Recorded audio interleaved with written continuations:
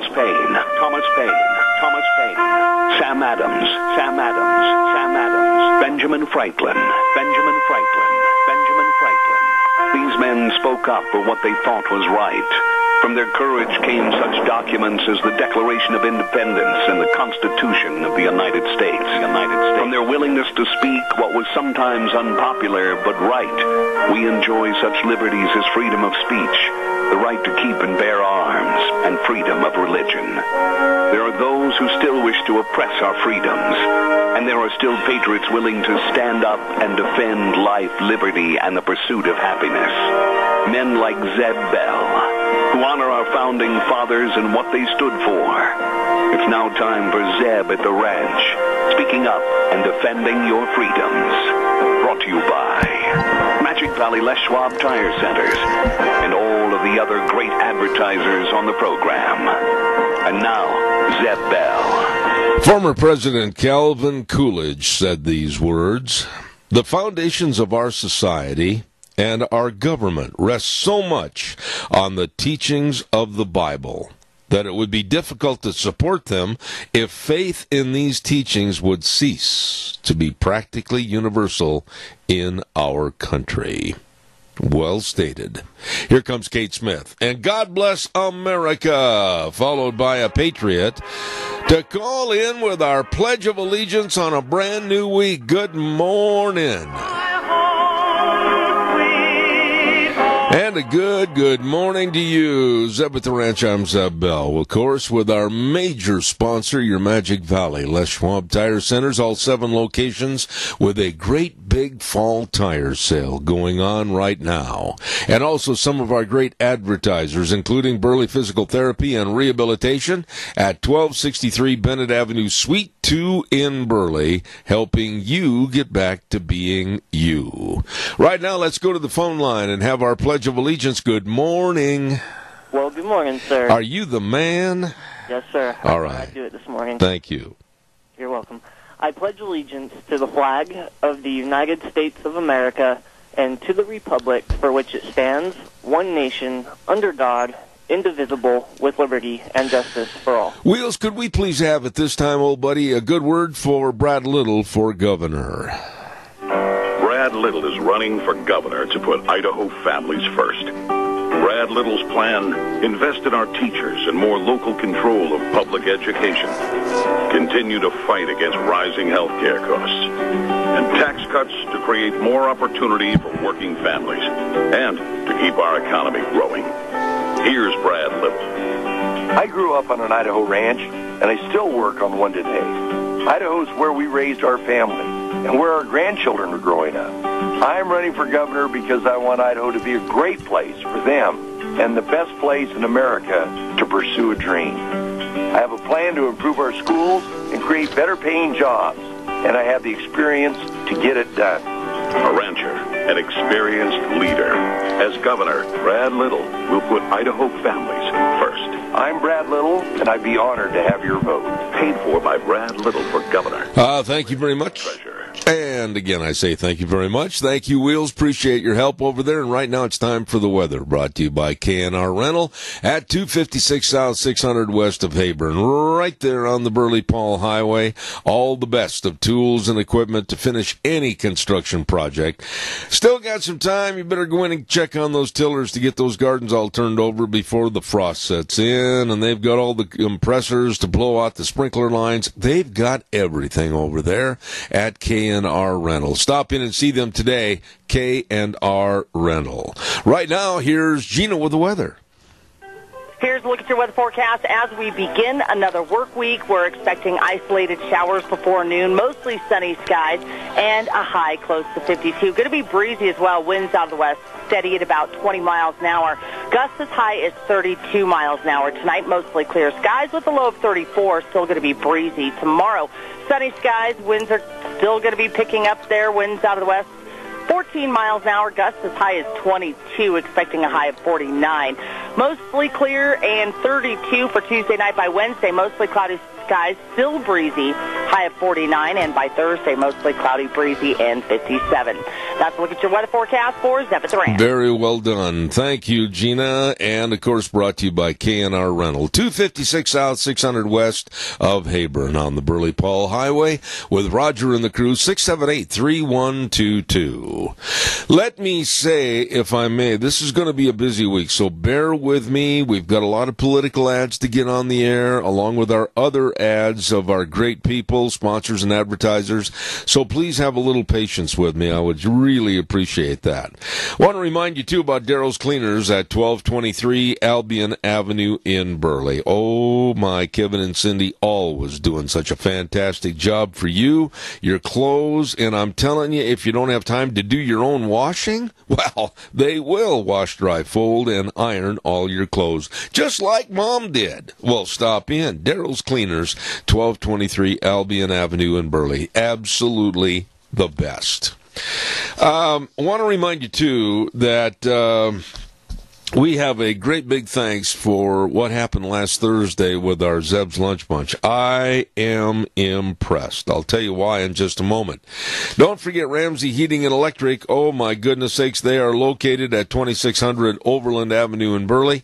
And all your heating, and I mean all your heating, cooling, and electrical needs at 2600 Overland Avenue in Burley. They're open 7:30 to 5 Monday through Friday. The number to call, 678-0459. Don't forget, stop in or give them a call. They are the best, as they have been for over 6 decades. Ramsey Heating and Electric in Burley. We had our lunch bunch last week, and I don't say this lightly. I mean, I really was impressed. We put a call out to let everybody know it was going to be our Halloween costume contest, and I think virtually almost everybody participated, and some of the costumes were, well, it took a lot of nerve to wear them in there. They were excellent. Excellent. We had everything from the Grim Reaper all the way to, I don't know, Indian Pocahontas. It was fantastic, and thank you so much for your involvement. And I also want to acknowledge that Stoats Equipment Company, Lease Furniture, and Tires West, Les Schwab, they all jumped in and helped participate with the special prizes for, as I mentioned last week, for our top costumes. So we were very much appreciative, and it was a lot of fun. Old Chicken Man Keith got him. It took a lot of guts to walk in there with that costume. I don't know how he got home, but it was amazing. I just had a good time. One other thing, too, I want to say thank you very much to Mr. and Mrs. Lyden Crane. I came home yesterday afternoon to find a delectable piece of eating on my back porch, a very tasty pecan pie, of which we had a substantial piece last night. Thank you so much. Very nice people. Mr. and Mrs. Lyden Crane, thank you. Denny's Restaurant, as we were talking about a moment ago, don't forget, they've got everything over there. Boy, we had a good time. Thomas was there, Michelle, the whole crew, at 611 North Overland in Burley for our monthly Zeb's Lunch Bunch, and it was great. The food was great. Everybody was just tickled. So you can stop in anytime, all the time, for breakfast, lunch, and dinner at Denny's Restaurant, 611 North Overland in Burley. Yep, the home of Zeb's Lunch Bunch. You stop in to America's Diner today. Caller, I will be right there. I want to remind everybody that we've got a busy day today. Some of the guests include Richard Manning back in Washington, D.C., Tom Harris, a man that absolutely knows more about the climate and supposed, underline that word, global warming. He's going to be on the program. And then we have a lady that's absolutely fighting for men's rights in this whole world. And then we're going to have Sharon Wilmot on the program. So we've got a lot of things cooking. Caller, good morning. You're on the air. Good morning, sir. Hi. So my gift is in the mail, my prize. Well, I'll be honest with you. We certainly appreciated the fact that you did dress up. And how would you describe, honestly, in 10 words or less, the costume that you had on? Well, it was Barack Obama as the Lone Ranger, and ride was Elizabeth Warren as Pocahontas. Yeah, it was fantastic. That would be unfair to everybody to say, well, you were there or not there and we gave a prize. But I'll tell you what, there was a lot of great costumes, and please understand this, that didn't get a prize that absolutely were phenomenal. Yours and your wife Pocahontas were two of those. Okay, well, I got a customer come in with a deep pocketbook. Well, then you better share the wealth, buddy. Spread it across like socialism on this program. Thank you. He's gone. He's gone.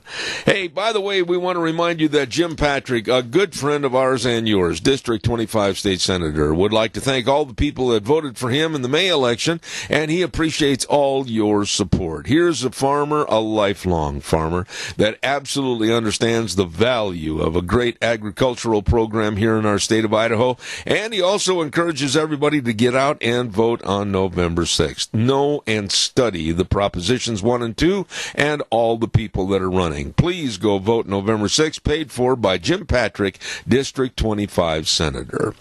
My good buddy Wheels over at the station, would you please play this good word for Representative Wood?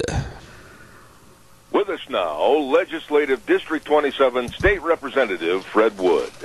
Hi, I'm Fred Wood. November the 6th is General Election Day. This election, all statewide constitutional offices and all legislative seats are up for re-election. In addition, Idaho citizens have placed two propositions on the general election ballot. Proposition 1, historical horse racing, and Proposition 2, Medicaid expansion. These propositions are citizens' opportunity to participate in direct democracy. Please go vote on November the 6th. Paid for committee to re-elect Fred Wood, Steve Westfall, Treasurer. Thank you very much. A good friend of the program, Representative Fred Wood. Now calls are welcome and appreciated. 436-2244, 1-866-927-4587. The would-be bomber, I'm not going to mention the man's name. I just absolutely will not mention. I won't give him any publicity whatsoever.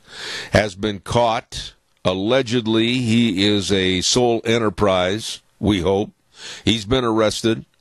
He is a worthless man that has many times been arrested. He's nothing more than a punk. And his mother even said that he absolutely is mentally ill. I said last week on the program, and I stand behind what I said, and some people were upset about my remark. I didn't want a bunch of speculation. I didn't want a bunch of hearsay on my program, because it is my program, and I'm very careful about the facts. We know now that this man absolutely has been a troublemaker and has been troubled for a long time. We know that with all of his other crimes and arrests, etc., this is a good means of getting him off the street, hopefully forever. Forever.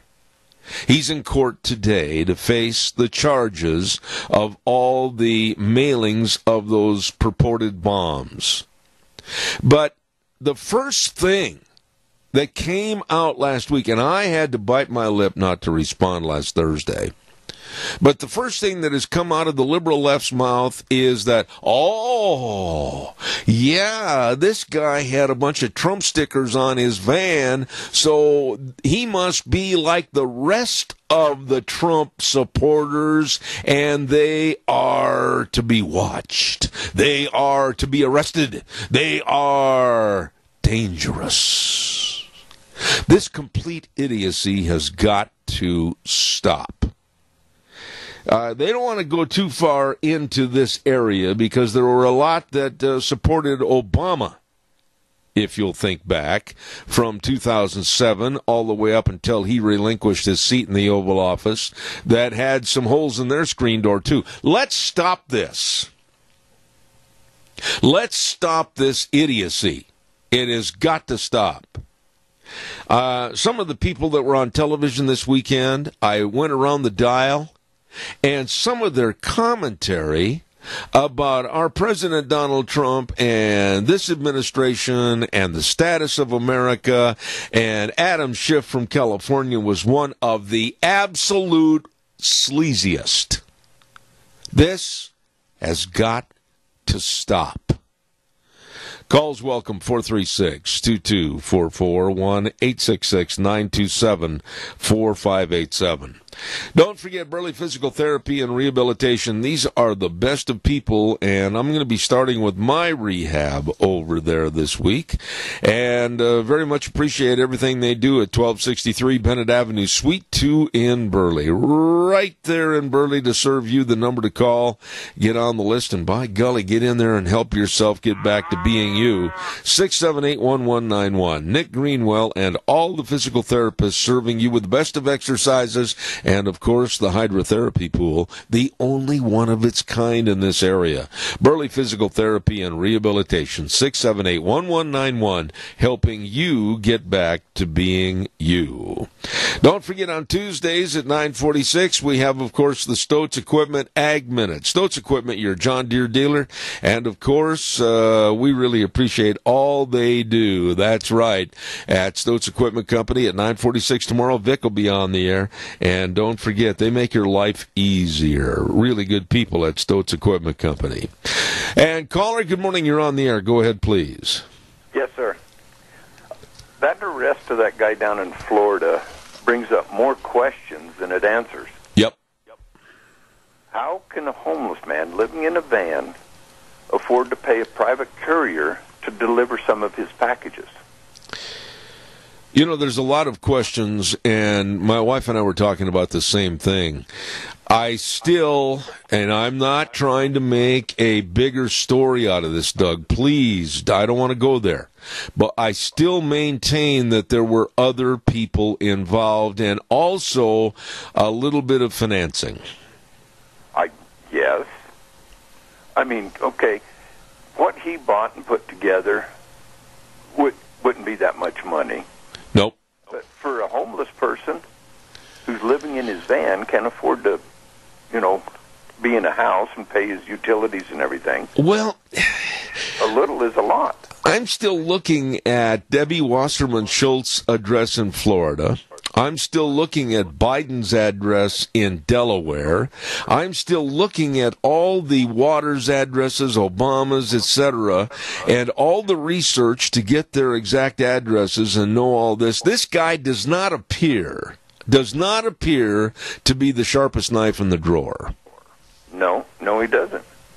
And how does a package, and I'm sure he sent them all out the same day, you'd think, or within a couple days, how does a package get returned for not the right address at the same time the other packages get delivered? Yeah, but then there's another question that comes up then, Doug, and you don't have to be a rocket scientist to figure this out. I talked about it last week on the show.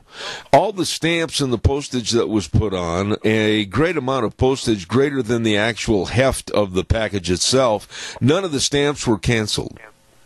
Exactly, and there was only one that was written on postage due, and they don't write it on with a little sticky note, tape it across the package. Yeah, there are so many questions. Yeah, there's so many questions on this thing. I'm glad the guy is caught. I'm not going to even mention his name. I find him to be a worthless human being for the activity that he was involved in. But I'm still very questioning, and a lot of my friends are too, Doug, that this guy does not appear to be that smart. Well, exactly right. How did he get all, like you say, those addresses when he's living in a van, which I'm sure he didn't have a smartphone or didn't have Wi-Fi, there's so many more questions than answered by his arrest. I agree. I totally agree. I think today when he's probably in court right now. Let's see, Eastern time. Yeah, he's in court right now, starting a litany of charges against him, etc., in federal court. We'll find out more possibly tonight, but I think all that we find out is going to create more questions. Exactly. It was financed by somebody way up the chain. Yeah. We will see. We will see, my friend. Thank you so much, and it's really good to have you back. You can't believe how much we said you were missed at the lunch bunch. Well, everybody missed seeing my legs, or... Oh, please, Doug, don't go there. Please. Have a good day. Thank you. Hey, everybody, let's do what we can for our senior centers. Let's support them in any way we can. All right, buddy. Thank you very much. Caller, I'll be right there, I promise. I want to remind everybody about Speaker of the House and District 27 State Representative Scott Bedke. He is urging everybody to go vote. And he also wants you to vote for a man that's going to lead this great state, and that's Brad Little for governor. Don't forget, Scott Bedke, Speaker of the House, has been since 2012. He wants you to be very aware and up to speed on what's going on with Propositions 1 and 2, and go vote on November 6th. Paid for by Scott Bedke, District 27 Representative. Also, another one of the good guys, Legislative District 27 State Senator Kelly Anthon. I tell you what, a good old boy, and he represents the Mini-Cassia area and stands up for conservative principles and voting to protect Idaho values. Absolutely. He understands agriculture is one of the big industries in our state and will stay that way. And this man has been serving us for quite some time as District 27 State Senator. He also urges you to go to the polls on November 6th, next Tuesday, and vote and understand and know the propositions and the people running. Paid for by District 27 Senator Kelly Anthon. I want to also mention, I apologize a little bit this morning. I'm a little stuffed up, and I've got that cold that started last week, and that thing just will not leave me alone, so I ask you to please, your indulgence on that. I will do the best to keep on going. Hey, don't forget Ramsey Heating and Electric, proud to offer service you can trust along with Lennox products that help keep you comfortable. Ramsey Heating and Electric is offering up to $1,600 in rebates on qualifying equipment purchases, so call them today at 678-0459. Yep, proudly offering Lennox products, Ramsey Heating and Electric, and don't forget they've been in business over 6 decades at 2600 Overland Avenue in Burley. Really good people. I'm going to give away some cookies real quick, and then we've got a full plate coming up this next half hour. The first person that can call in and give me the answer to this question will receive some great, delicious cookies, a dozen of them, from Sophie's Chatterbox at 530 East Street in Rupert. What a bakery. What a restaurant. Wow. You'd better get in there to Sophie's Chatterbox. And here's the question. Excuse me. Buddy Ebsen was one of the lead characters in Disney's Davy Crockett series. He played Davy's best buddy, Georgie Russell. Then later in his career, he went on to star in a major comedy TV series. What was it?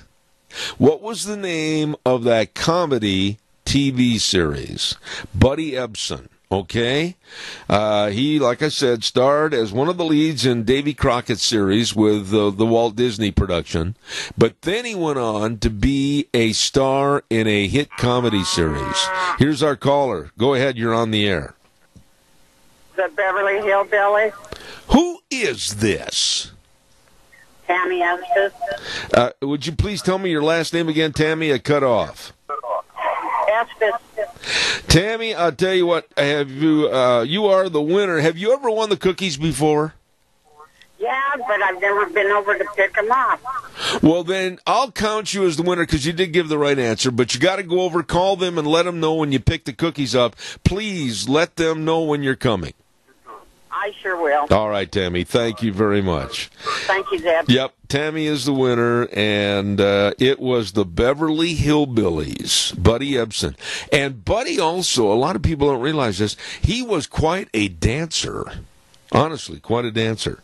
Buddy Ebsen, so thank you very much. Oh, our friends at Ark Animal Hospital, they take care of the dogs, the puppy dogs, the puppy dogs, the kitty cats, and the cows, and the horses, and everything else. They are a mixed animal practice serving you with the best. Dr. Bill, Dr. Jordan, and the whole crew, they really care. At 750 21st Street in their Connection Credit Union in Hayburn. Number to call, 678-1177. I'll repeat, 678-1177. And it is true, boy. They really take care of your animals. They want them to stay healthy, and with your help and theirs, they will. Don't forget, they have the warm hearts for the cold noses, Ark Animal Hospital. Caller, thank you very much. Good morning. You're on the air. Good morning, Zeb. How are you there, Mr. Chicken Man? Yes. You know, it doesn't take any courage to be a coward, but it takes a lot of courage to speak up and say what is good. But this guy here hid in his van, did not contribute anything to society. I hope they throw the book at him. Well, I certainly hope that for the terrorist aspect that came into this, and it was terror right here in this United States, that he gets the death penalty. You know, I think that we've got to start being more strict and adhesive, if you will, to the rules and laws in this country. And so many people want to bend it, and they go on the liberal side, oh, well, we don't want to put him in a death penalty. Why not? The fear and the concern that he caused and the threats and everything else, nobody knew that these bombs weren't going to go off. They certainly could have, and they could have caused death and mayhem to a lot of people other than the proposed person they were addressed to. So I say, to diminish the threat again, let these people that are of this make know that if they do something, they're going to pay the death penalty with their life. Well, I have to agree to a certain degree, but I believe if he was given a death penalty, he would never be put to death because there would be appeals after appeals and everything. Which is wrong. Another Charles Manson. Yeah, I agree with you. And, you know, a lot of people scoffed at me, and I remember an email I had a couple of years ago where I said maybe the justice that was eked out by the old frontier judge, Roy Bean. Remember Judge Roy Bean down in Texas? He'd try him at noon and hang him at 4 o'clock. I mean, there was nothing that was going to deter his sentencing. And maybe that's to the extreme. But boy, I'll tell you what, with all these silly appeals, everything else, I mean, if it's guilt beyond any chance of being a gray area, let's take care of the punishment. I agree with you. And when you're talking about Judge Roy Bean, you know, his best friend was his bear, a live bear. Yeah. And he fed him and bathed him and everything else. But when he was a self-appointed judge, he had justice. Well, sometimes it was a little bit on the crude side, but it was justice. I don't think your verbiage was quite right when you said a little bit on the crude side. It was a whole bunch on the crude side. Anyway, I got to run, Keith. Thank you very much. And again, it took a real man.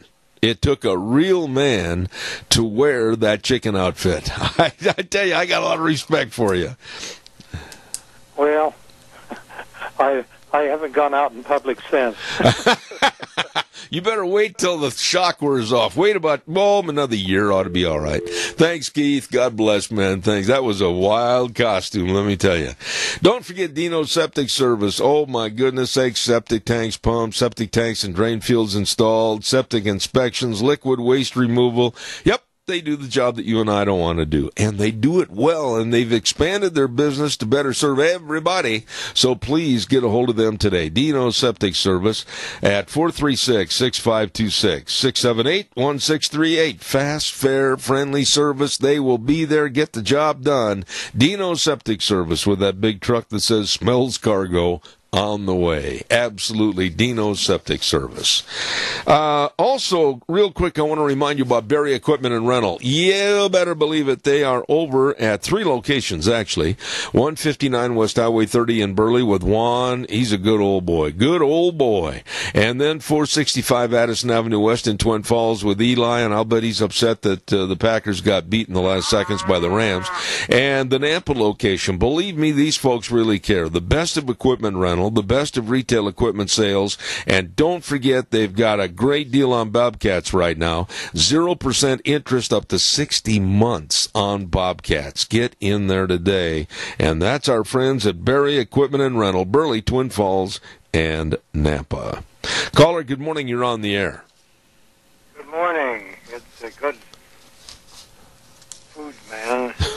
Yummy, man. Okay. At the Burley Senior Center on South Oberlin. Today's menu is potatoes. I don't know what roasted potatoes are, but anyway. And roast pork and mixed vegetables. And she said it's yummy dessert. So you don't have a definition on yummy dessert, but it is going to be, according to the Yummy Man, professional Yummy Man status, yummy. That's right. You just can't get any better than yummy.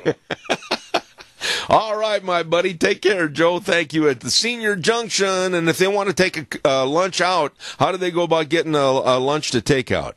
Just call into the Senior Center at 208-878-8646. I've got you covered. Thank you.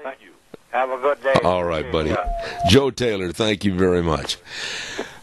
Congress has got to do something to change the ridiculous laws that are on the books that basically are going to protect illegal aliens to come into this country once they set foot in America. We can't and should not have to accept this problems.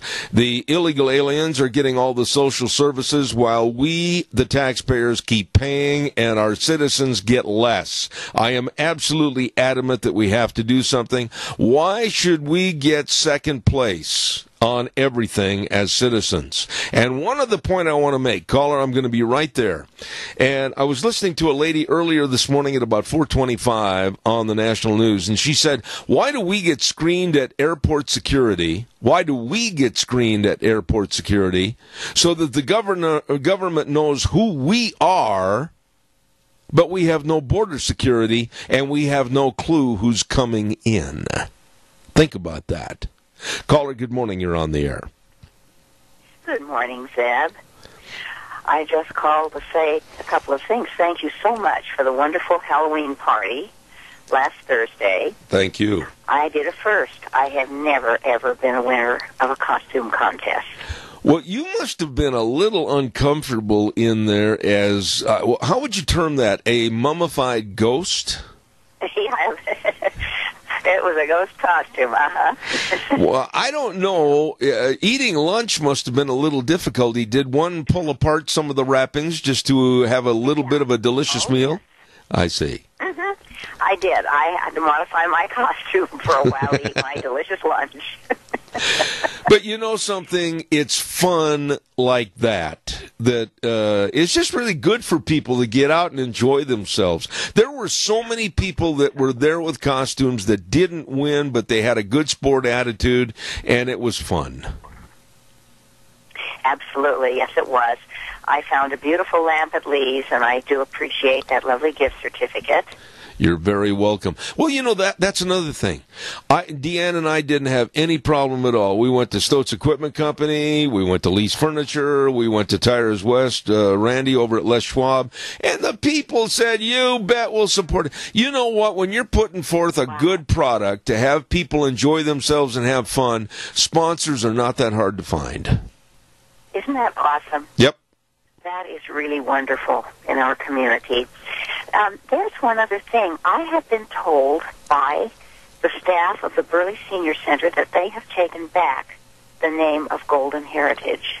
I have not heard that. Yeah, they were at our service providers meeting a while back, and then I asked them for confirmation Friday when I was there, and they said, yeah, they've taken back. Well, Linda, I hate to say this, but I have not had confirmation on that, and until they or someone representing that business calls me, I'm not going to make the change. I will tell them. Okay, thank you. And by the way, thank you again for all your involvement in our lunch bunches, and especially your singing the national anthem. Wow, it just adds so much credibility to what we do. Thank you. Oh, bless you, Zeb. It is a real honor to be able to do that. All right. Well, God bless you. And even as a ghost. And if you need help, please call one of your friends and neighbors to come over with scissors and cut you out of that costume. Yes, I did have to do some modifying. All right. Thank you, Linda. Thank you. All right. God bless. Calls are welcome, 436-2244. Another lovely lady that is running for the Idaho House of Representatives, District 25A, and I certainly hope she wins, and that's, of course, Lori Likely. Her family is a fourth-generation ranching family from Jerome, and she's the Republican nominee for the Idaho House at District 25A. Lori, of course, very, very strong commitment to business and especially agriculture, and she's a past president of the Idaho Cattle Association. Please remember to vote for Lori Likely, Idaho House of Representatives, District 25A, November 6th next week, paid for by Likely for Idaho, Bill Likely, Treasurer. Caller, I'm going to be right there. We've got a whole bunch of commercials to take care of, and one of them is there's going to be an open house at Let's Ride at 270 Highway 24 over by Rupert. It's going to be this Friday and Saturday. Don't miss it. Lunch is going to be available on Saturday. They're going to have fantastic deals going on with different units and parts and accessories, prize drawings. Holy moly! Nick and the crew at Let's Ride. A lot of fun with their great big open house coming up at Let's Ride this Friday and Saturday. Don't you miss it. Caller, good morning. You're on the air. Good morning, Zeb. I'd like to be serious for just a moment. And it was so great to see Paul Peterson and his wife there at Lunch Bunch. You know, she came down with cancer over a year ago, and so they haven't been a part of our program. But Paul is a great artist, and they contribute. Everybody contributes a little bit to that program. I tell you what, I want to thank Paul for being there. I can't thank them enough. They're a nice couple, and to have them there meant a lot. And I have got every one of the cartoons that he ever drew about my program and Lunch Bunch in a great big spiral notebook, and they are a prized possession, and I couldn't agree with you more. Paul and his wife, really good folks. And I don't want to diminish the fact that all the people that came there for that costume contest, it took a lot of nerve to walk into that business in that costume. I have utmost respect for everybody. Well, if I wore sunglasses, maybe would that help? A chicken with sunglasses isn't going to cut the cake, Mr. Cottam. Have a good day. Thank you for your call. All right, thank you. We're going to get a weather forecast on here, and then I want to, by the way, I lost in my bet on the Dodgers over the Boston Red Sox. You know, really, it wasn't even a World Series.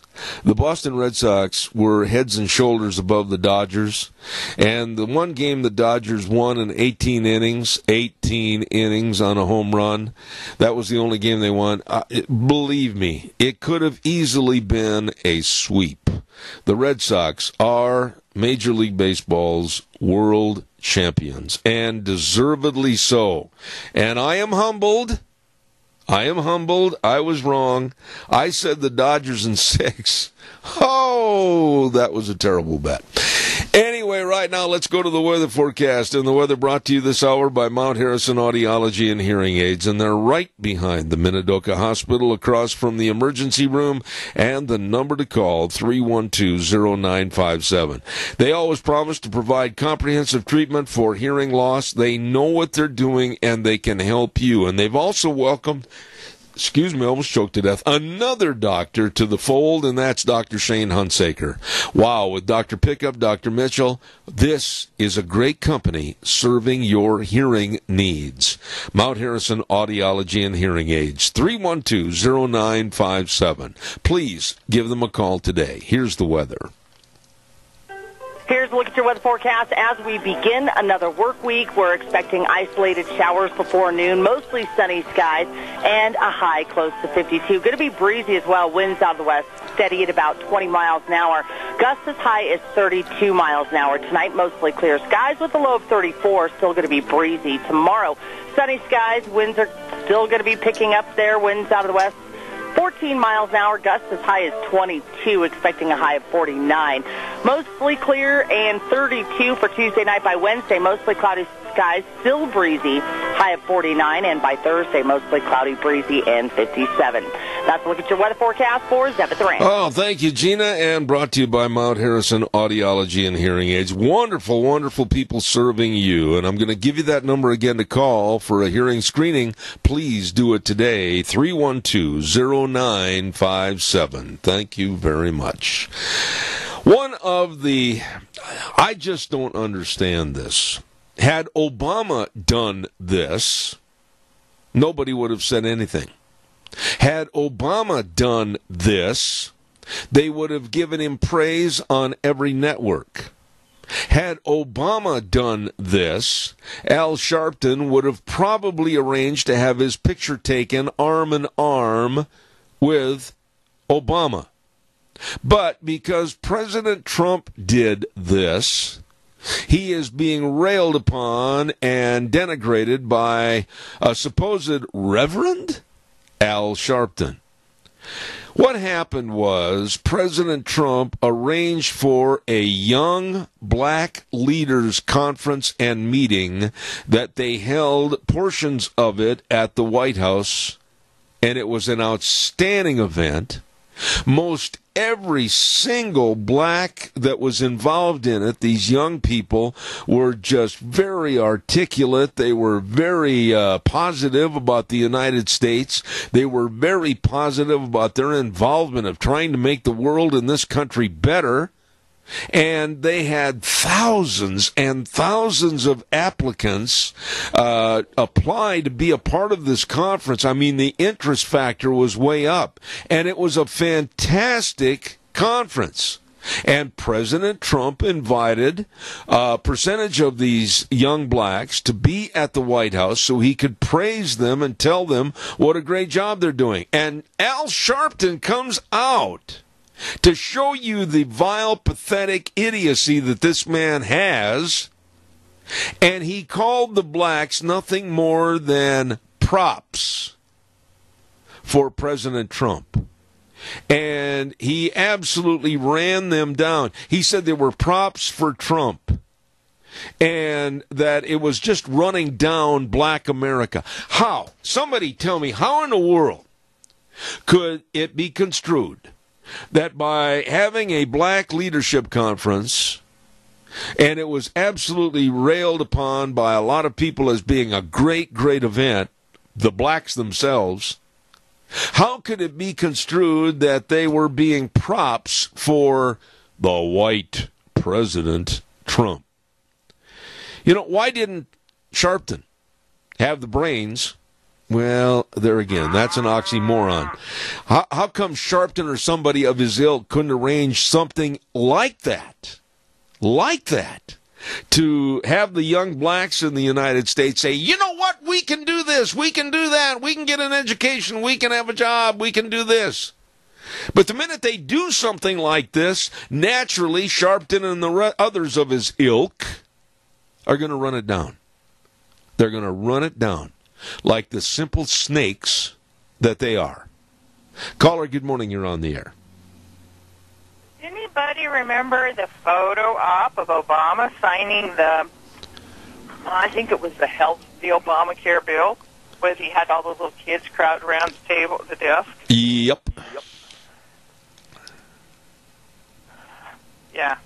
You know, it would be a photo op if there was 5 or 6 of them there. Yeah. It was a room full. And and if you were listening to it on the radio and didn't see, and nobody said the word black, you would have no idea that was a room full of young black children or whatever. Well, let's be really blunt about this, caller. Donald Trump, and I'm going to put this in very simple English, and I want to see if you agree with me. He is damned if he does, and he is damned if he doesn't. How can this man ever win by trying to bring the races together with people like Al Sharpton? Well, Al Sharpton showed his true colors clear back with Tawana Brawley, and people still believe him. He's got to be, and how, honestly, how he could hang the word reverend at the first part of his name is totally beyond me. That man is one of the most absolute disgusting figures of race baiting and race hating that I've ever seen in my life. You've got that right. Yeah. But I'm so glad you brought up about that little boy, and you were 100% spot on. When Obama signed that, he had a little 7-year-old boy standing next to him as, like you said, a prop, and nobody said a word about that. But here, Obama is not a part of this young black leadership, but Trump is, and it's got to be railed upon as being racist. And you're right. It wouldn't matter if Trump personally bought bottles of water and hand them out to every person in the United States. Then he probably pulled the Detroit onion and got the water source out of Detroit or wherever that was that they had that water. I forgot now. Yeah. You know, I mean, he couldn't. You're right. He can't do it. He can't do anything right, no matter what he does. It was back in Flint, Michigan, and you're very astute at remembering these things, and I appreciate your call. Don't quit calling. Thank you very much. God bless. Thank you. That lady's spot on. She knows what's going on. Caller, quickly, you're on the air. Go ahead, please. Zeb, on a real positive note, I hope that you were able to watch President Trump's speech at the National FFA Convention. Yes. If you didn't, please watch it. It gives hope, and it was a very moving talk. You know what I liked about the whole thing, real quick, caller? And by the way, there's a little feedback there, Wills. I like the fact that President Trump went there to speak to the FFA. I like the fact that President Trump says and does things that are pro-agriculture. I like the fact that he talked to some of the greatest young people in the world. I like the fact that they were very attentive and they paid attention and there was no protesters or anything else going on. I think it's a fantastic event, and I absolutely support the FFA. Yes, ditto, ditto, ditto. I wish I could have been there.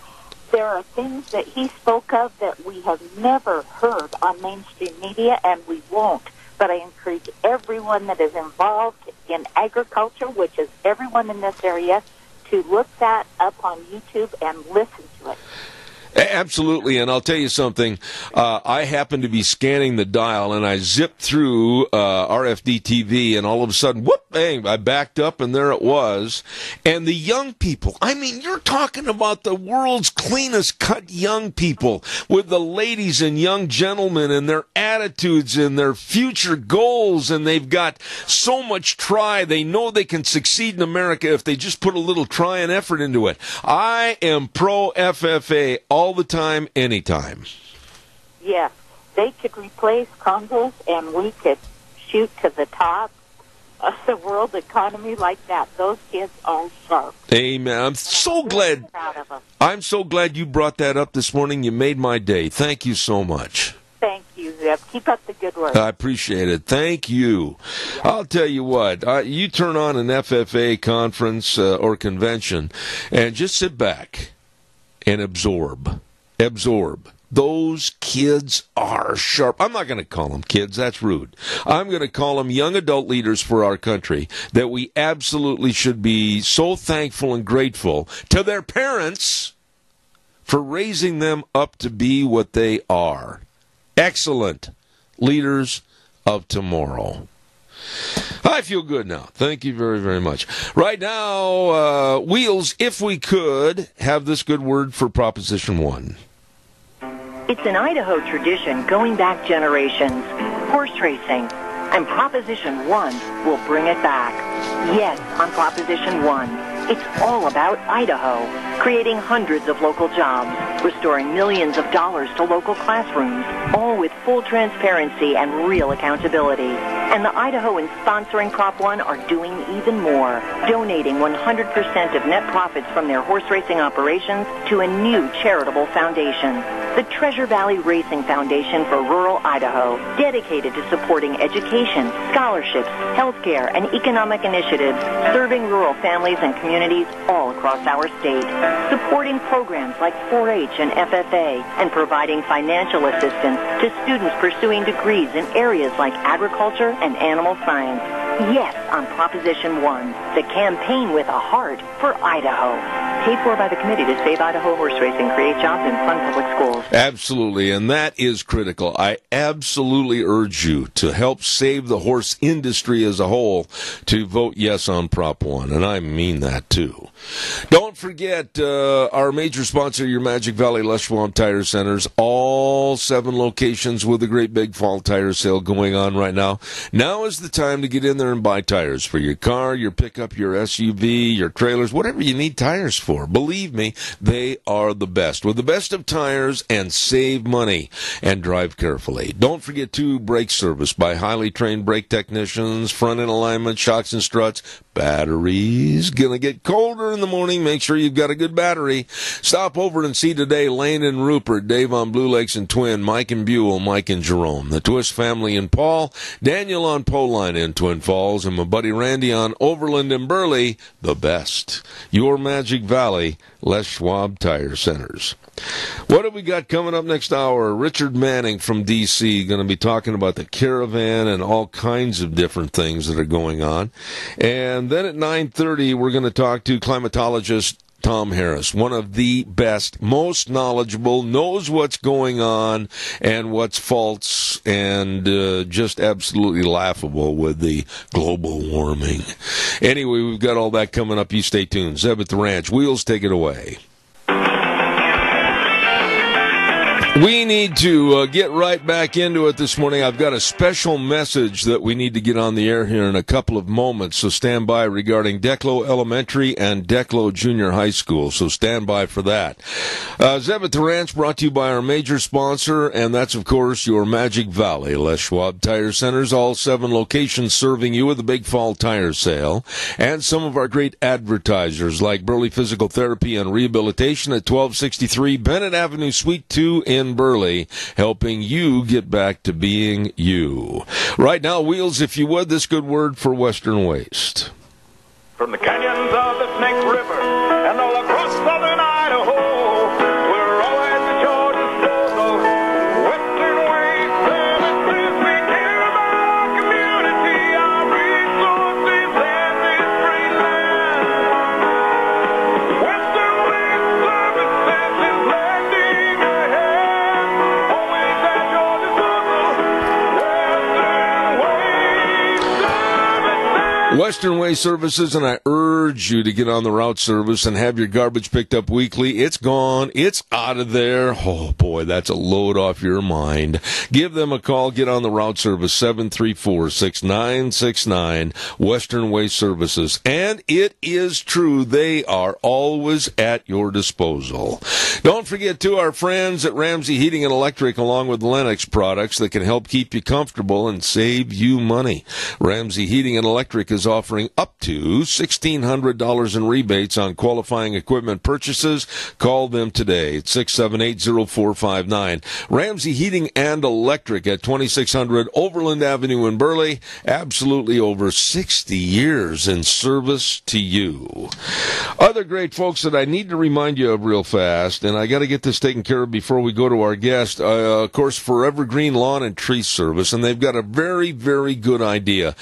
Christmas is right around the corner. It is. And if you're dreading the hanging of your Christmas lights, and it's hard for you to get up on the ladder or whatever, hey, let Forever Green's experienced staff help you out. They can design custom-fitting light strands to match the specific needs of your house with 9 different color options available in LED bulbs. All you got to do is call them for a quote or to schedule an appointment at 423-6454. 423-6454. Forever Green Lawn and Tree Service. This is a very special note that the students at Declo Elementary and Declo Junior High School have been released from school today. A fire at a local restaurant has impacted the power at those schools, and because power cannot be restored in a timely manner, they are releasing the students. Now, buses are being scheduled to take students home, or parents can pick up their children, and if your child walks to school, they need to call the school and let them know about the safety of your child coming home from school right now. And Declo High School does have power and will be in session, okay? Keep that in mind. Whew! right now, with all that being said, we're going to go to a gentleman that I have the highest regard for, and I certainly am appreciative that he's on our program. President for Americans for Limited Government, Richard Manning. Sir, good morning. Hey, Zeb. How are you doing? I am great. Listen, Richard. The mix-up last week, I had some phone went out of order, and I don't know what happened. So, but glad to be on. Always a pleasure, and this is one of the ones I've got circled on my calendar, saying, every Monday, 11 a.m. Can't wait to get on with your folks. Of course, it's what is it, 9 a.m. there? It is exactly 9:10 right now. Yes, sir. You are right.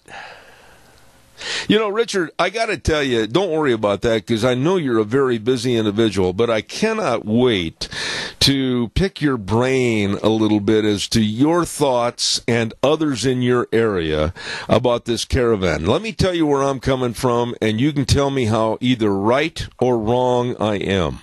I am sick and tired as an American taxpayer that I am being bullied by people I don't even know that are illegal aliens that are coming up and pounding their chest and saying, hey, Mr. American taxpayer, you can't stop us. We're coming in regardless. That kind of attitude doesn't cut it with me, and I hope that Donald Trump is true to his words and stops them in their tracks. Am I right or wrong? I think you're right. It certainly is huge.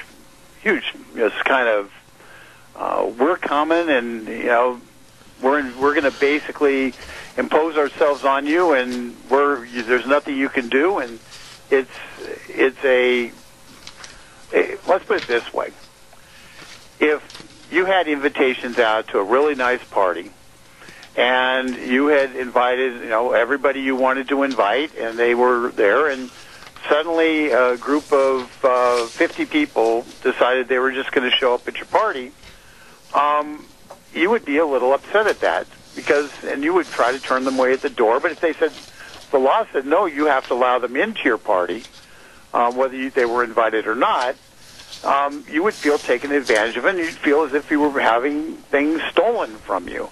And, by the way, the specialness of the party would be gone also. Well, that's what's happening with the caravan.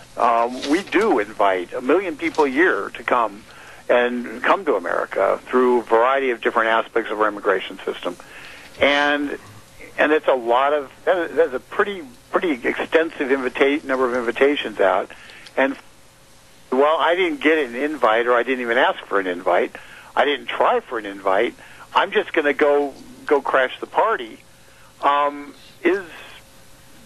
It's flat out wrong. It's a slap in the face of our country, and we have to figure out how to deal with it. And unfortunately, our laws say that if they happen to have a child, or they happen to be able to say the word amnesty, we don't send them back. We release into our system, and with the hope that they're going to show up to be adjudicated. And only about 2% of the people who are put out into our system then show up for the subsequent hearings, which tells you that these amnesty claims were false. And now they're not even making any bones about it. They say, there's economic. We want to come there for economic reasons, and I feel great compassion for people living in enormous poverty around the world. I feel great compassion for them, but we can't have an open border because we've made a decision we're going to take care of the poor here, and we're going to give them pretty extensive benefits, and we're not going to segregate out people who come here from somewhere else. So we're effectively saying, the rest of us are going to pay for those people to live a lifestyle which would be a wealthy lifestyle in their own countries. Richard, there was a woman on television earlier this morning. I get up at 4 o'clock in the morning to get preparation for this program, and I happened to be listening.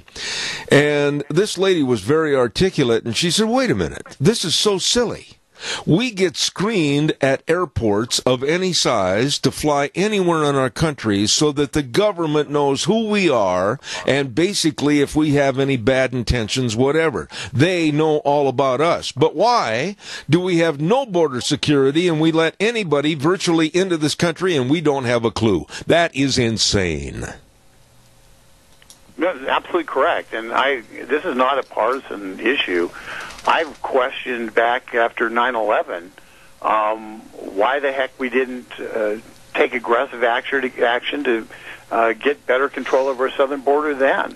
And so, in fact, it was one of the most astonishing things to me that we didn't do that immediately. It was the most obvious thing you'd want to do. If you wanted to actually make certain that you were able to track people, potential people who wanted to do harm to our country, you at least wanted to get the borders under control. But, we didn't choose to do that.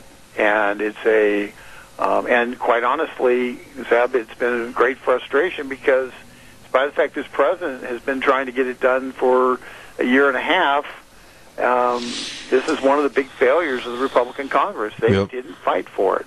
And now we're facing a similar problem, and they're going to try to do something in the lame duck. But once again, will they be willing to fight for it? I don't know. Based on history, I think it's a limited chance that they will. You sound like you and I are on the same page with this issue, and I've maintained and used this for a long time on my program. We can't be the sponge to absorb all the water, because sooner or later the sponge can't absorb anymore and it will sink to the bottom of any vessel.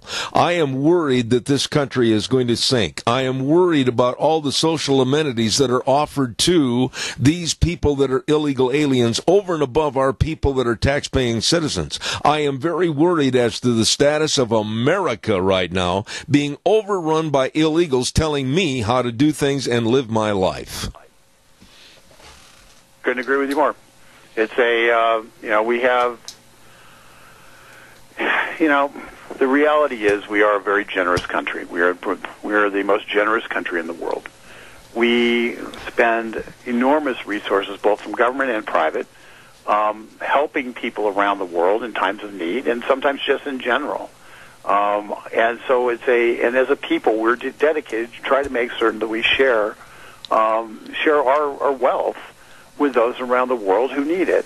The challenge is, and I do this. I'm sure everybody out there gives money to various things that help people who have less than them. And there's a great charitable spirit. It's part of the Judeo-Christian ethic that we are built on. The challenge is when somebody switches from being somebody who is being helped to somebody who's demanding, who's saying, I'm entitled to it. You owe me.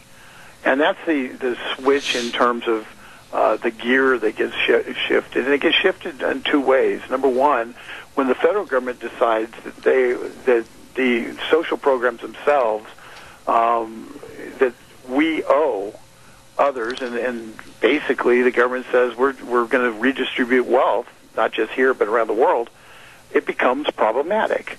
And that's what's been happening for a number of years in terms of our trade policy and the like.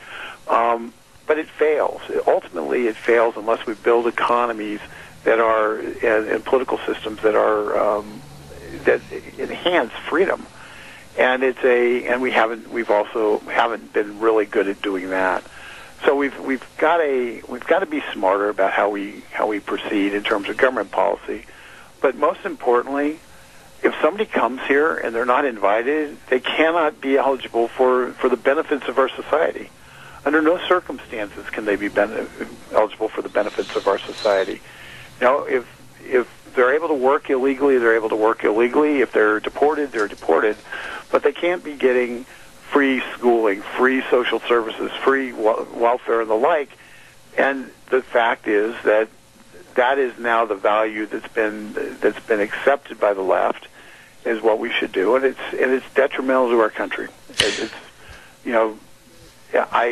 Once again, I can't express this enough. I personally give money to Compassion International for kids around the world, and specifically a kid in El Salvador. But I've got 4 or 5 Compassion International kids. I guess 4. I've got a kid who's in China, who's in an orphanage.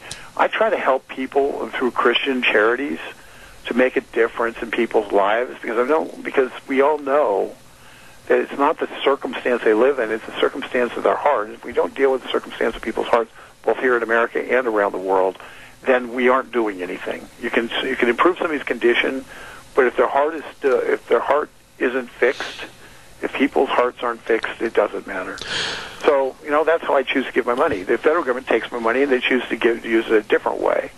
And that's the part we argue over in elections. It's why we have to actually do what we need to do this election and win, because we need people in office who are going to actually say, we're not going to have open borders, we're going to build a wall, we're going to create an immigration system that we're in control over who comes here, as opposed to the UN with their dictates on people who are refugees from around the world and the like. And we're going to create a system that's an American-based system that benefits our country. And part of that will be bringing people in who are in need, and part of that will be bringing in people who we need, who are educated, who have a capacity to do services that we're not able to get done here in America. And that's called why we elect government officials, is to make those decisions. And when somebody just says, I'm wandering across the border in mass, what they're saying is, we don't respect your elective process. We don't respect the essence of who you are. We don't have any respect for what America is. All we want is the gravy. We don't want to have to do any of the things that made the gravy. And that's wrong. We don't need those people. Boy, that was well stated, Richard, and I appreciate that. I want to change gears and go to another story, and I'm going to put myself in the showroom window for a second with a very pugnacious German attitude that I have. Sometimes I'm not proud of it, but I would like to have 5 minutes. 5 minutes in a room 6x6 with Reverend Al Sharpton to give him a personality adjustment. This vile little man has caused nothing but trouble in denigrating President Trump for what I thought was a very good move and a very welcome move by the black leaders around this country to have that Young Black Leaders Conference held at the White House, and yet Sharpton belittles him and says that these blacks were nothing more than props for President Trump. Had Obama done the same thing while he was in office, it would have been praised. I am outraged over this. Well, Al Sharpton gets paid a lot of money to be a prop, so I guess he would recognize it. He's one of the most despicable troublemakers in America today, but yet the left seems to... Al Sharpton is beyond vile. He is a guy who most people don't remember, but he accused police officers in New York City back in the 80s in the Tawana Brawley case of raping this woman, and it turned out it was all made up. He owes the government that he wants to spend all this money. He doesn't pay his taxes. The last time I think he actually was in a church environment actually preaching would be the first time in the last decade. He's a guy who is just as comfortable sitting next to Louis Farrakhan, one of the greatest anti-Semites, evil people that exists in this country, and yet he's willing to sit next to and yuck it up with Louis Farrakhan. But he's also always willing to show up when there's racial disharmony to try to stoke the fires. He's not a uniter. He's not somebody who has any value in terms of being a Christian uniter. He is, in fact, somebody who's nothing more than an opportunist who gets paid to play that role. And quite honestly, I find it to be despicable. And when Roy Innis and he got in a fight on the stage of one of the, I guess it was a show about 20 years ago. Roy had him exactly right. At the time he was overweight. He was a blowhard then. He's a blowhard now. Absolutely. I want to get to this last story, and the reason I saved it for last is I don't want to give this man or what he tried to perpetrate any credence whatsoever. And that's, of course, the would-be bomber that had sent out all these 12 possible bombs to various Democratic leadership, etc. This thing is going to go around and come around to the point where the liberals, I think, are going to try to use this as a focal point for next Tuesday, November 6th. What are your thoughts about what happened with the mail system and this supposed bomber? Well, I think that, first of all, the sad little guy, okay? It's a, first of all. Second of all, I think the legal system's going to work its way out over time. The political impact is the Democrats are already using it as a means of attacking Republicans. And if on Morning Joe this morning, they made a big deal of that this is the Trump enmity, the Trump's responsible for this. Oh, brother. And we keep seeing that again and again, attempting to create an environment where the president is responsible for the actions of people who are off kilter. And it remains to be seen who this individual is, and a lot still needs to be found out about it. But just at face value, let's just take it at face value. There's some guy who lived in a van, former stripper, who lived in a van down by the river, was sending out non-working bombs to people, selected people around the country. Well, we got him. He's not doing it anymore, presumably, and it's now, and the question is, what do we do? How do we move forward? And I am distressed that the Democrats don't seem to think that when their rhetoric says that people have no value and you should go and attack Trump supporters, and you physically get in their face and attack them, when you legitimize that kind of behavior, it creates a legitimization for all kinds of behavior, and it's not how we do things. It's not right. And the Democrats refuse to take their share of responsibility in terms of the completely insane rhetoric they've engaged in the last 3 to 6 months. And quite honestly, when you see continually people just attacking other people, they've got a MAGA hat on, and somebody attacks them just because they got a MAGA hat on. That's where your problem lies. So it's the Democrats will try to politicize it. I believe that it's a losing issue for them, but it remains to be seen on Tuesday. But Zeb, the only people who make a determination whether it's a winning or losing issue are the people who actually go out and vote. Absolutely. And so once again, as I do every week, the last couple of weeks, I say, folks, there's only one. Our country is unique. You get an opportunity to vote. And if you don't like it, you get an opportunity to vote again later, another time, and get to redo it.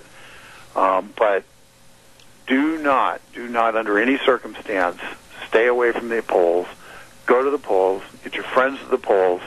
I don't care if you're in a district that you think you're going to win or you think you're going to lose. I don't care if you have a candidate who you don't like as much as you might like somebody else. You need to get out and win and vote, because Idaho in particular has a massive influx of people from California. And many of those people are my friends, and many of them are very good conservative people who fit Idaho values. But don't wake up on Wednesday and say, what the heck happened? Yep. Because the electorate changed on you and you didn't know it. Go and vote. So well stated. Go and vote. Get your friends to vote. Overwhelm them at the polls. Absolutely. You are a member of my A-team. Thank you very much, President of Americans for Limited Government, Richard Manning. God bless you, man. See you next week. God bless you. Thank you. I really enjoy his commentary. Right now, Wheels, if you would, please, can we have this good word for Fred Wood? With us now, Legislative District 27 State Representative Fred Wood. Hi, I'm Fred Wood. November the 6th is General Election Day. This election, all statewide constitutional offices and all legislative seats are up for re-election. In addition, Idaho citizens have placed 2 propositions on the general election ballot. Proposition 1, historical horse racing, and Proposition 2, Medicaid expansion. These propositions are citizens' opportunity to participate in direct democracy. Please go vote on November the 6th. Paid for committee to re-elect Fred Wood, Steve Westfall, Treasurer. Absolutely. Thank you very much, Representative Wood. I want to remind you, too, that our friends at Minnecasia Hearts for Seniors, yes, Holly took the time out of her busy schedule to come to Lunch Bunch last week. We really appreciate that. Minnecasia Hearts for Seniors at 135 East 23rd Drive, Burley, and the number to call. Please remember this number, 312-5715.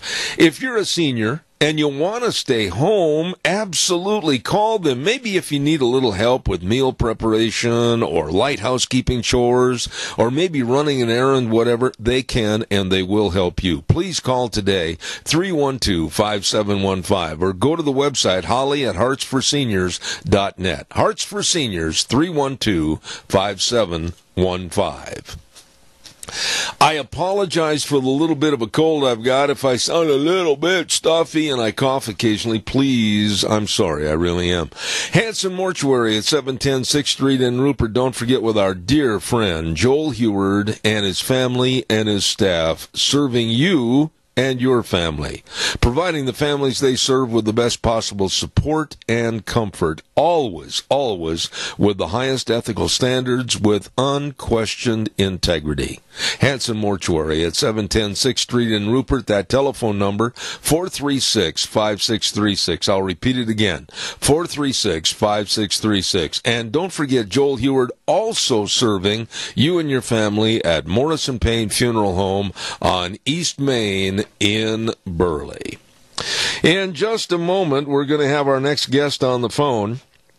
And you got to bear with me a little bit. Like I said earlier this morning, a lot of political ads going on at this time of the year, so please have a little bit of patience with your host. I would appreciate that.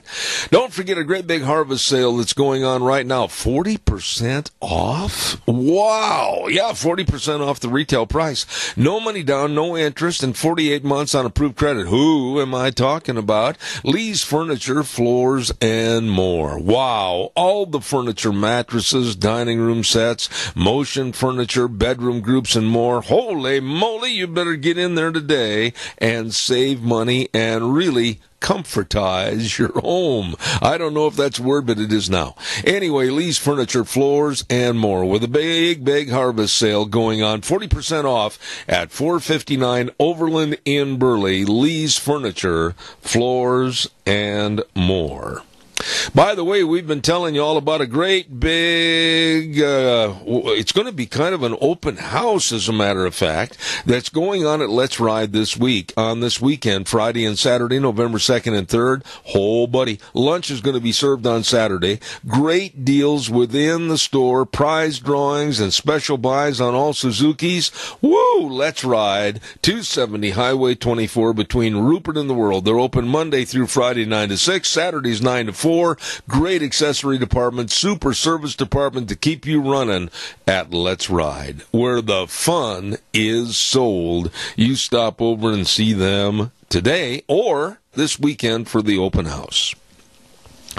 Okay, we are ready for my next guest. He's probably chomping on the bit saying, "Where are you, Zeb?" Well, I'm a-coming. I really have a lot of respect for this man. He's the executive director of the International Climate Science Coalition. I just wish he could teach many of the world leaders, supposed leaders, and others in politics what really is going on. Mr. Tom Harris, sir, how are you? Oh, pretty good. How are you, Zeb? Well, I'm frustrated because it seems like in my line of work of having a talk show, I can have the very, very dignified experts such as yourself on this show, but people don't listen. And they'll listen to the likes of Al Gore or someone like Alexandria Ocasio-Cortez. How do we better get the word out that most of this global warming or climate change is nothing more than a hoax and control? I think the main thing we have to do is actually give them a reason to want to learn about the science, because right now they just accept it. It's part of the laundry list of left-wing ideals, and indeed, they just accept it without even looking at it. They don't look at the fact that there's virtually no extreme weather records being set on a statewide basis, for example. The only record that was set in 2018 so far is the largest hailstone in Alabama. It was a 5-inch diameter hailstone, a huge thing. But what they find is that almost all the real records in extreme weather for maximum temperature, min temperature, most snow, most rain, all that sort of thing, were set back in the 1930s. But, most people don't look at that because they just accept that the climate scare is correct. Most on the left don't even look at it.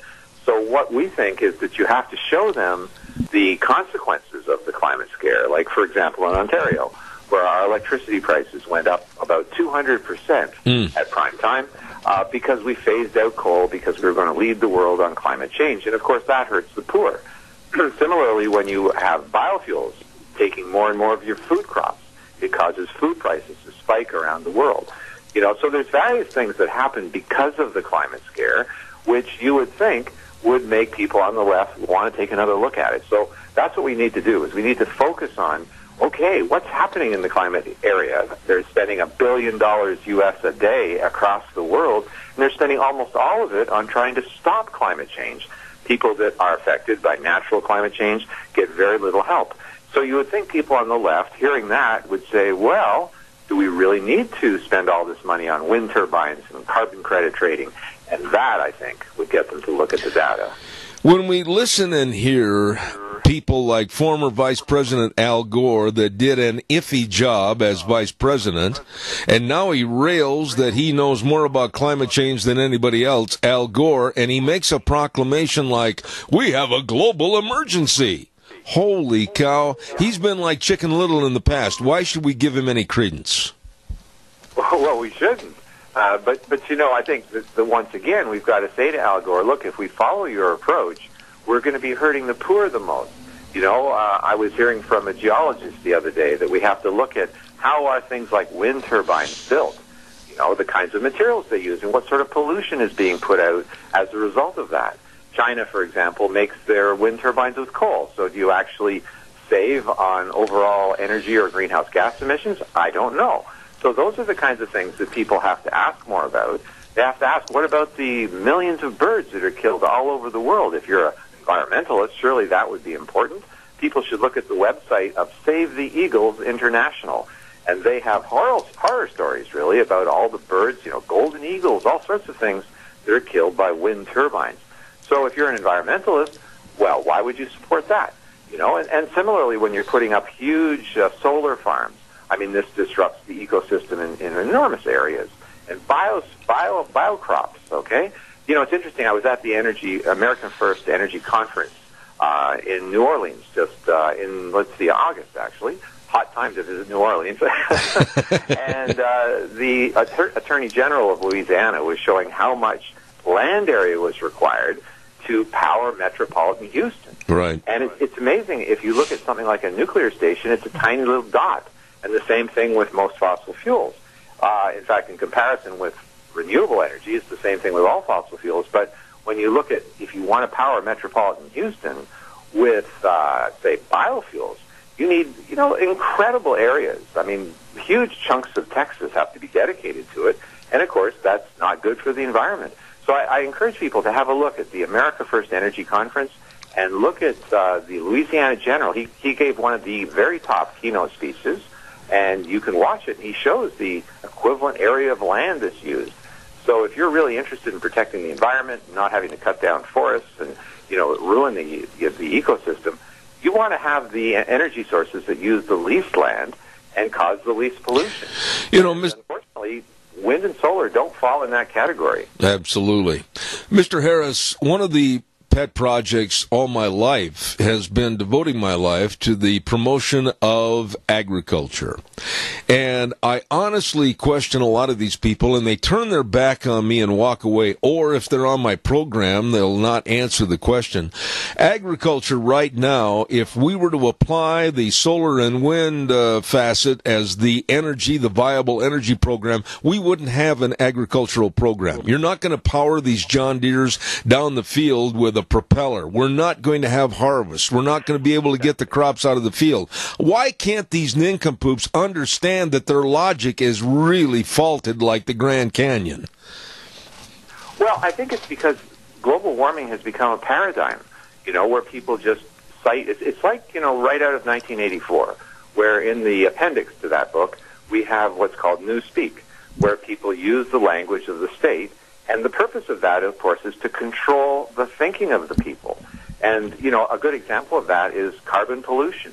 Okay, how could you be against reducing carbon pollution? The Clean Power Plan, Obama's Clean Power Plan, it even used the word pollution with respect to what was, in fact, carbon dioxide. Mm-hmm. So, we have to get people off of that. We have to make them realize plant food and carbon dioxide, it's the same thing. Okay? I mean, most plants evolved at a time when CO2 was higher in our atmosphere, 1,000 parts per million. We're right now about 410. 1,000 parts per million is very good for plants. And we're at one of the lowest levels of CO2 in Earth's history. And yet they want us to, according to the UN, in their most recent report, the SR15 report that just came out, I guess it was in September, about a month ago, they want us to actually take carbon dioxide out of the air. Oh, my. In what is effectively a geoengineering project.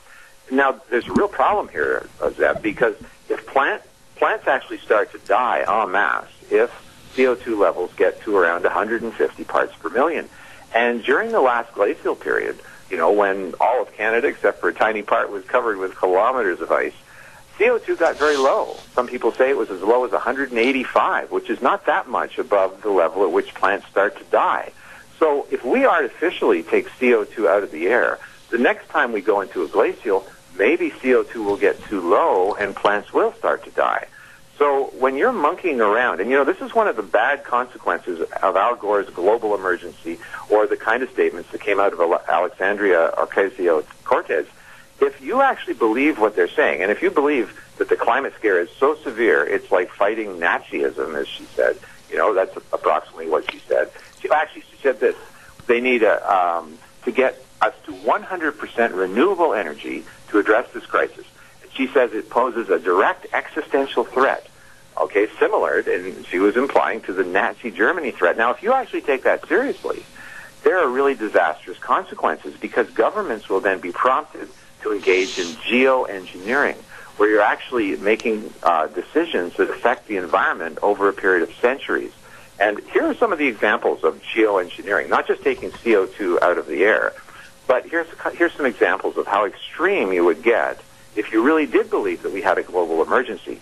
Putting giant reflective mirrors in space to direct sunlight into frozen high-latitude cities. Oh, my. Building a dam across the Bering Straits to block cold Arctic water and thus warming the northern hemisphere. This was during a period when they were talking about global cooling. Okay, these are the kinds of things that they were talking. At that time, they were talking about adding CO2 to the atmosphere.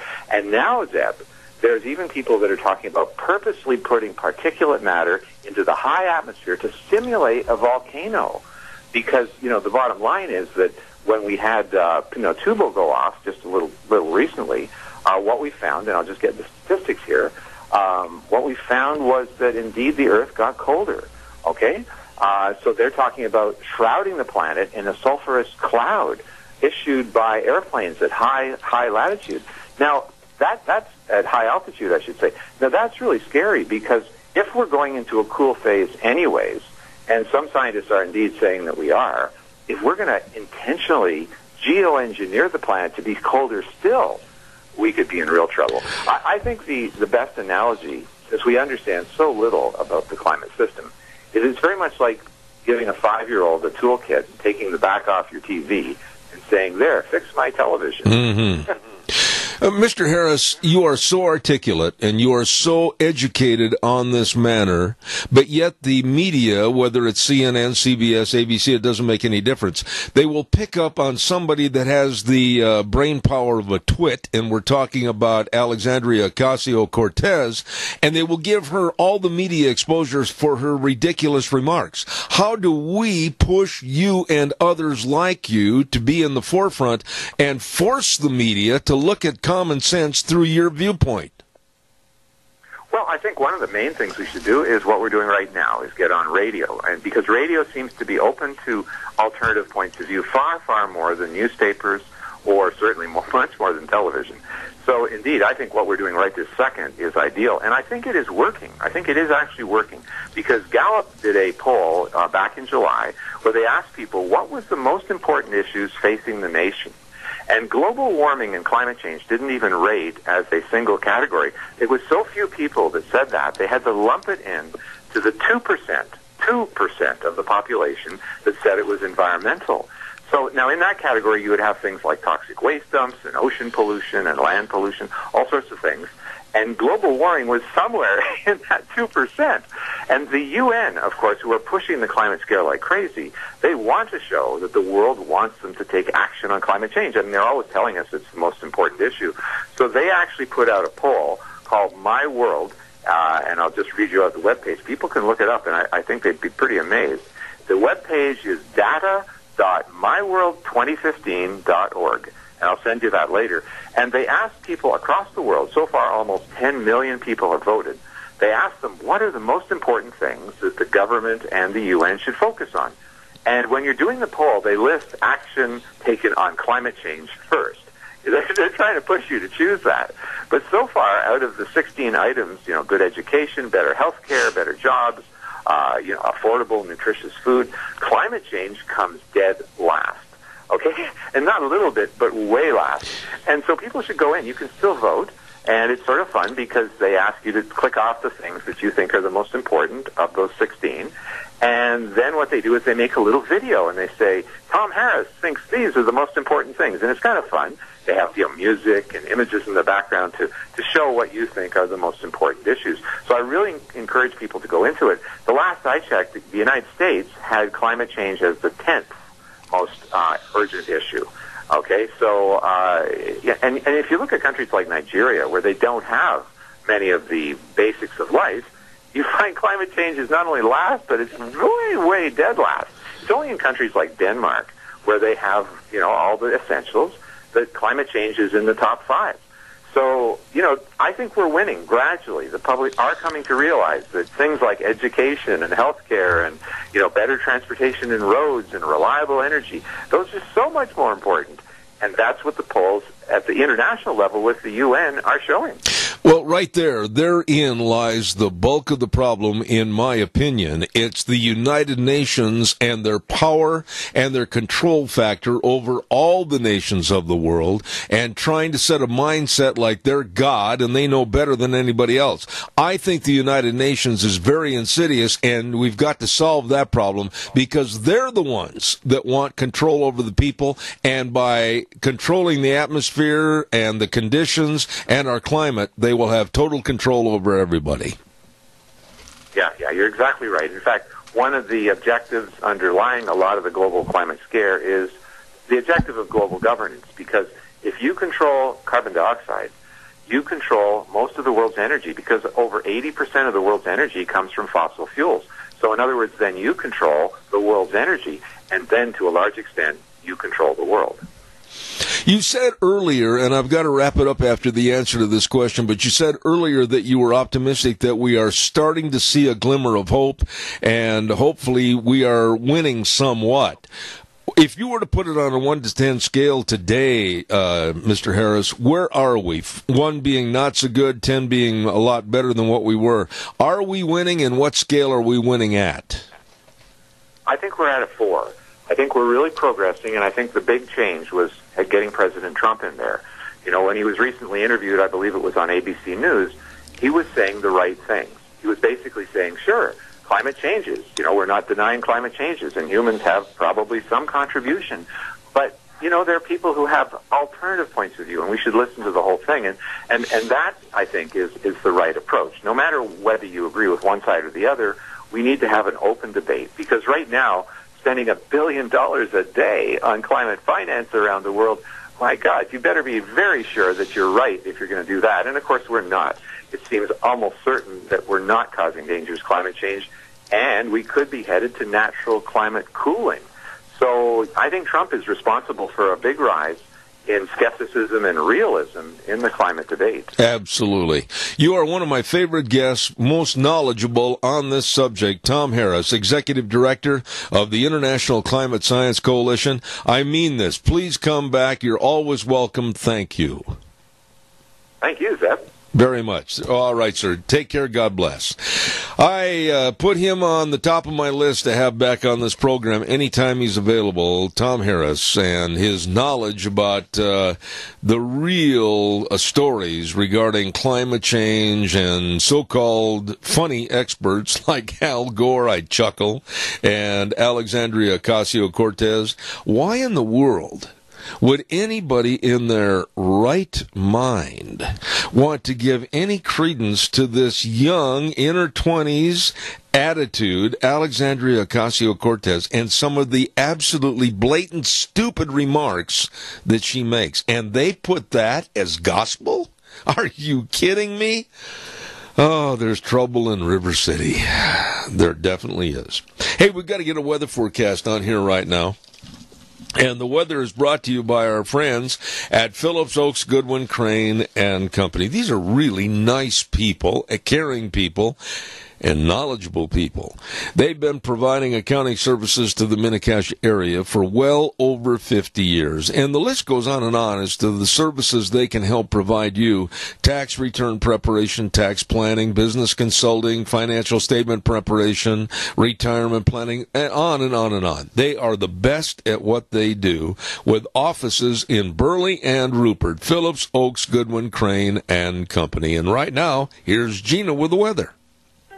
Here's a look at your weather forecast. As we begin another work week, we're expecting isolated showers before noon, mostly sunny skies, and a high close to 52. Going to be breezy as well. Winds out of the west, steady at about 20 miles an hour. Gusts as high as 32 miles an hour. Tonight, mostly clear skies with a low of 34. Still going to be breezy. Tomorrow, sunny skies. Winds are still going to be picking up there. Winds out of the west, 14 miles an hour, gusts as high as 22, expecting a high of 49. Mostly clear and 32 for Tuesday night. By Wednesday, mostly cloudy skies, still breezy, high of 49. And by Thursday, mostly cloudy, breezy, and 57.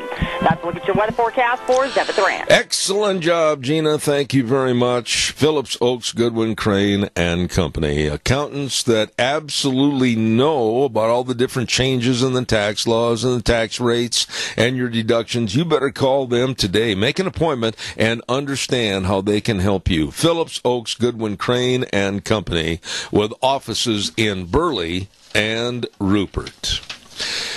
I want to remind everybody, let's see, next Tuesday is voting day. I just had a call on my cell phone a few moments ago during the news break. When do we vote? Now, I don't know if it's, I thought it's been published to the nth degree. Next Tuesday, November 6th. Go to the polls and vote. Please, please, go vote.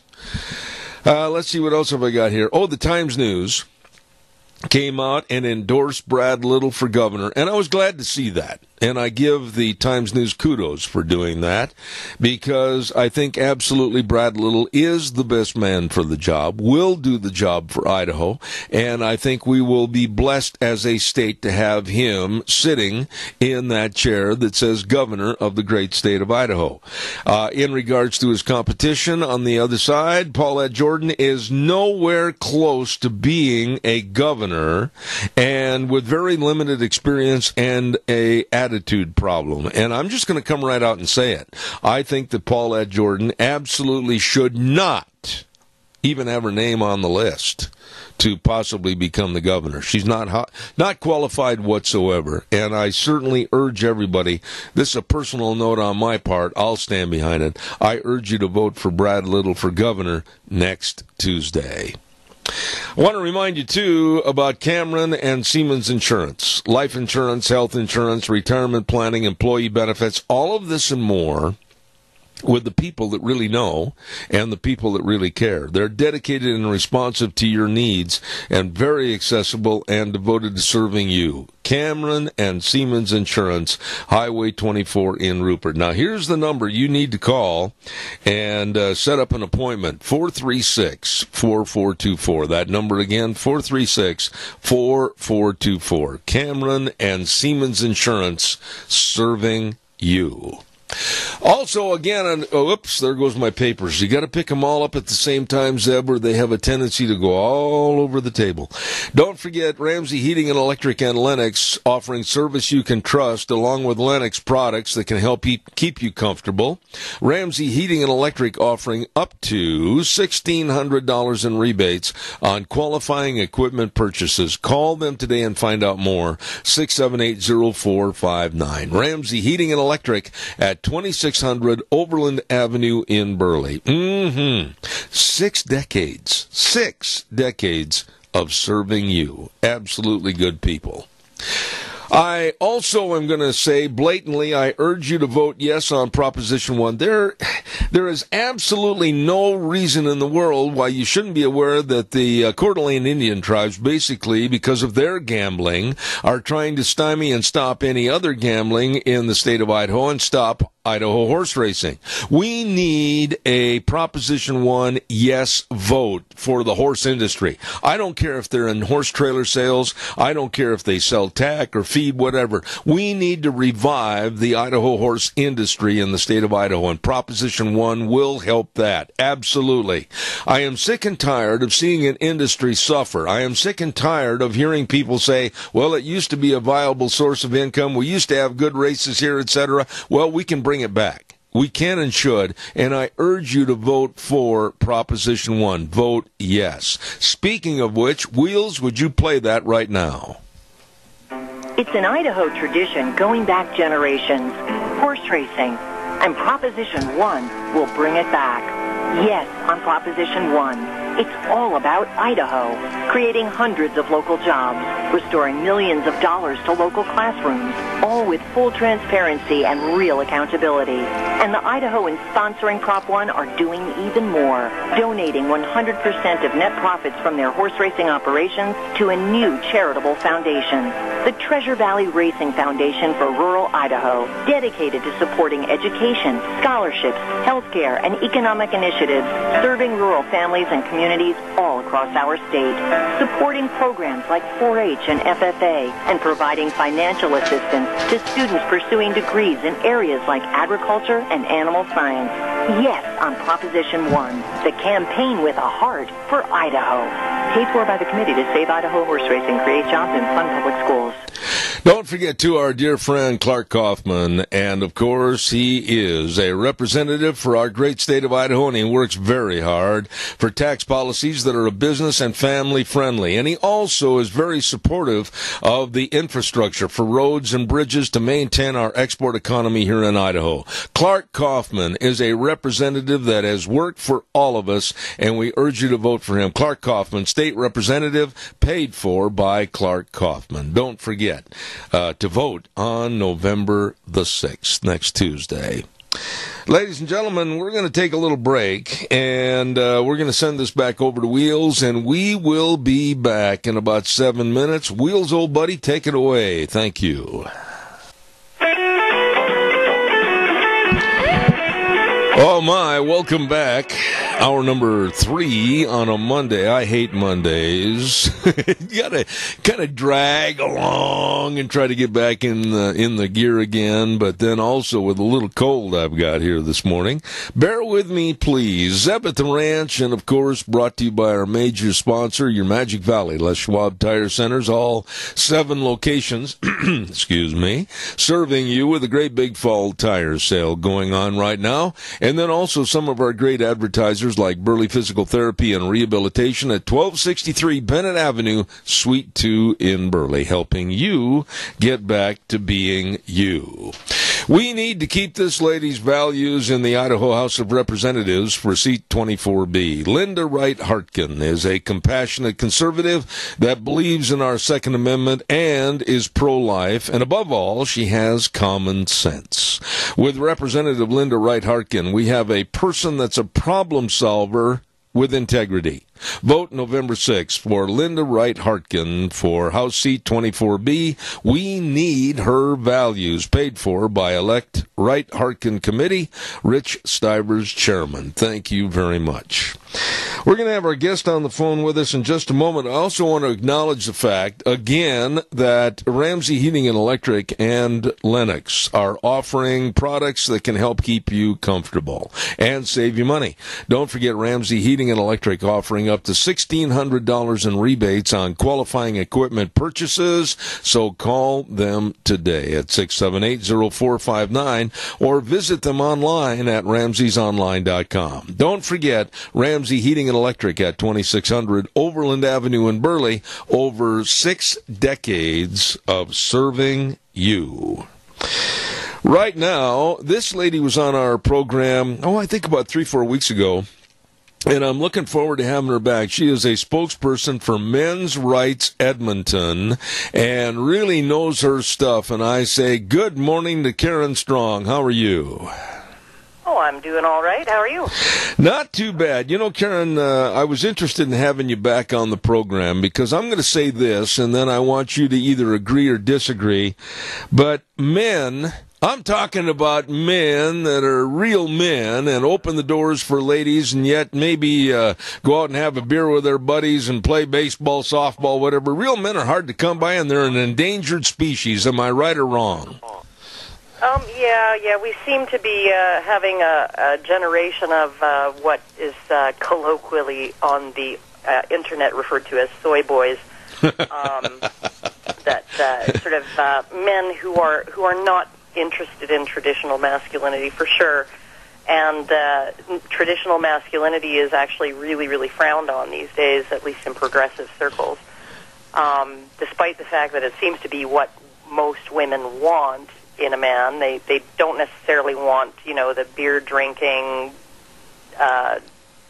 cussing kind of man, but they want a man who's going to be in control of himself and stand in between her and a bullet and all of those things. Those are traditional virtues of masculinity that women often these days say that is not necessary or they don't want, but it really seems to be what they're attracted to. Let me ask you this, Karen, and I can't think of anybody better than you to answer this question, and I've asked it on the air for the last couple of weeks, and nobody's really got a good definition.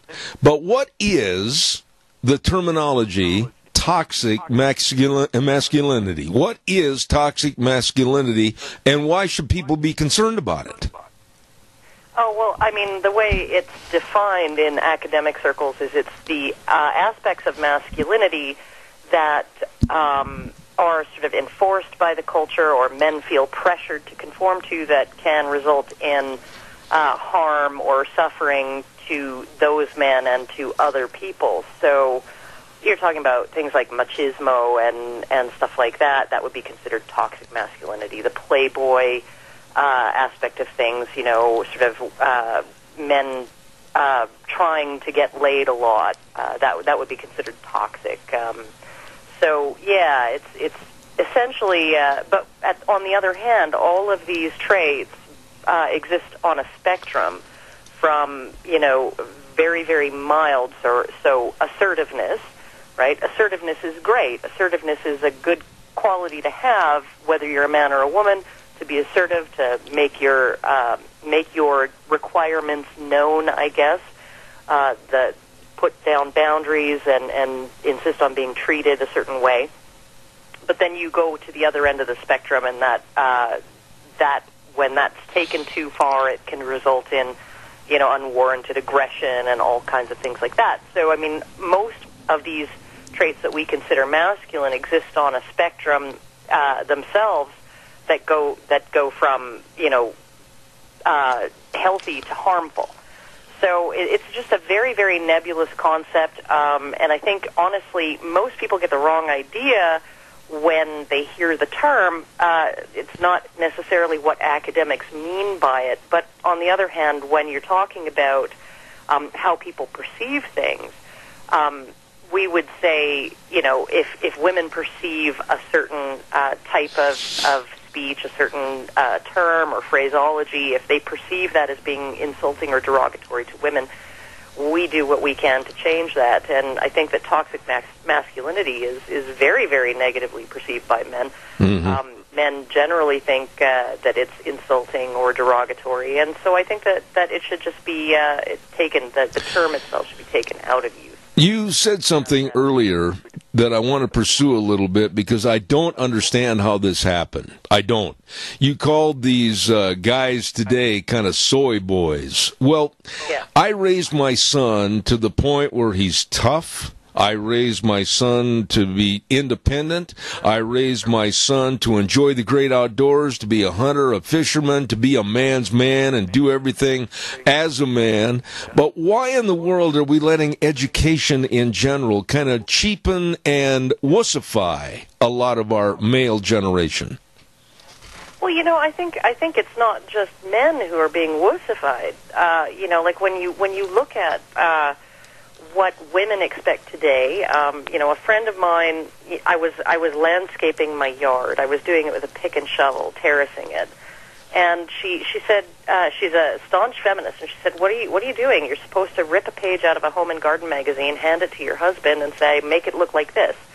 That's how you're supposed to do things. And, like when I think back to my mother, screeding concrete with my dad in rubber boots and a bikini, or I think back to my grandmother who was a career woman who also, looked after a house, raised a family, planted a garden, did all the canning and making of jams and jellies and pies and all of that stuff, right? When I think back to the women of my family and what the kinds of things that they did to contribute to their households, to contribute to their families and all of that. And I think about the typical woman today, she's been wussified as well. Like, ew, change my own tire? Like, no, I might break a nail. Mm-hmm. So I think that the de-toughening of everybody has been going on for a while, and that's, I think, just a consequence of how we live. We live very easy lives compared to the previous generation. I think you would agree. So we don't have to toughen up. I think you would agree with me if I say this then, that we as a society have lost the rugged individualism for both sexes. Yes, absolutely. If you were a frontiersman or, a homesteader or whatever, and you were looking for a wife, you would want a woman who would help you, who would look after the home and look after the kids, and who would help you when you need it. But you'd also want a woman who'd be willing to pick up a rifle and defend the homestead when you were gone. You would not want a wilting flower. You would want a strong, tough-minded woman. You wouldn't want, a fainting flower. You wouldn't want somebody who'd clutch her fainting. Clutch her pearls and retreat to her fainting couch at the first sign of difficulty. So I think that essentially what we've seen happen over probably the last 2 to 3 generations is and 2 to 3 generations of kids who have been raised essentially with parents intervening in every single difficulty, and I think that's probably a consequence of people having fewer children and having them later.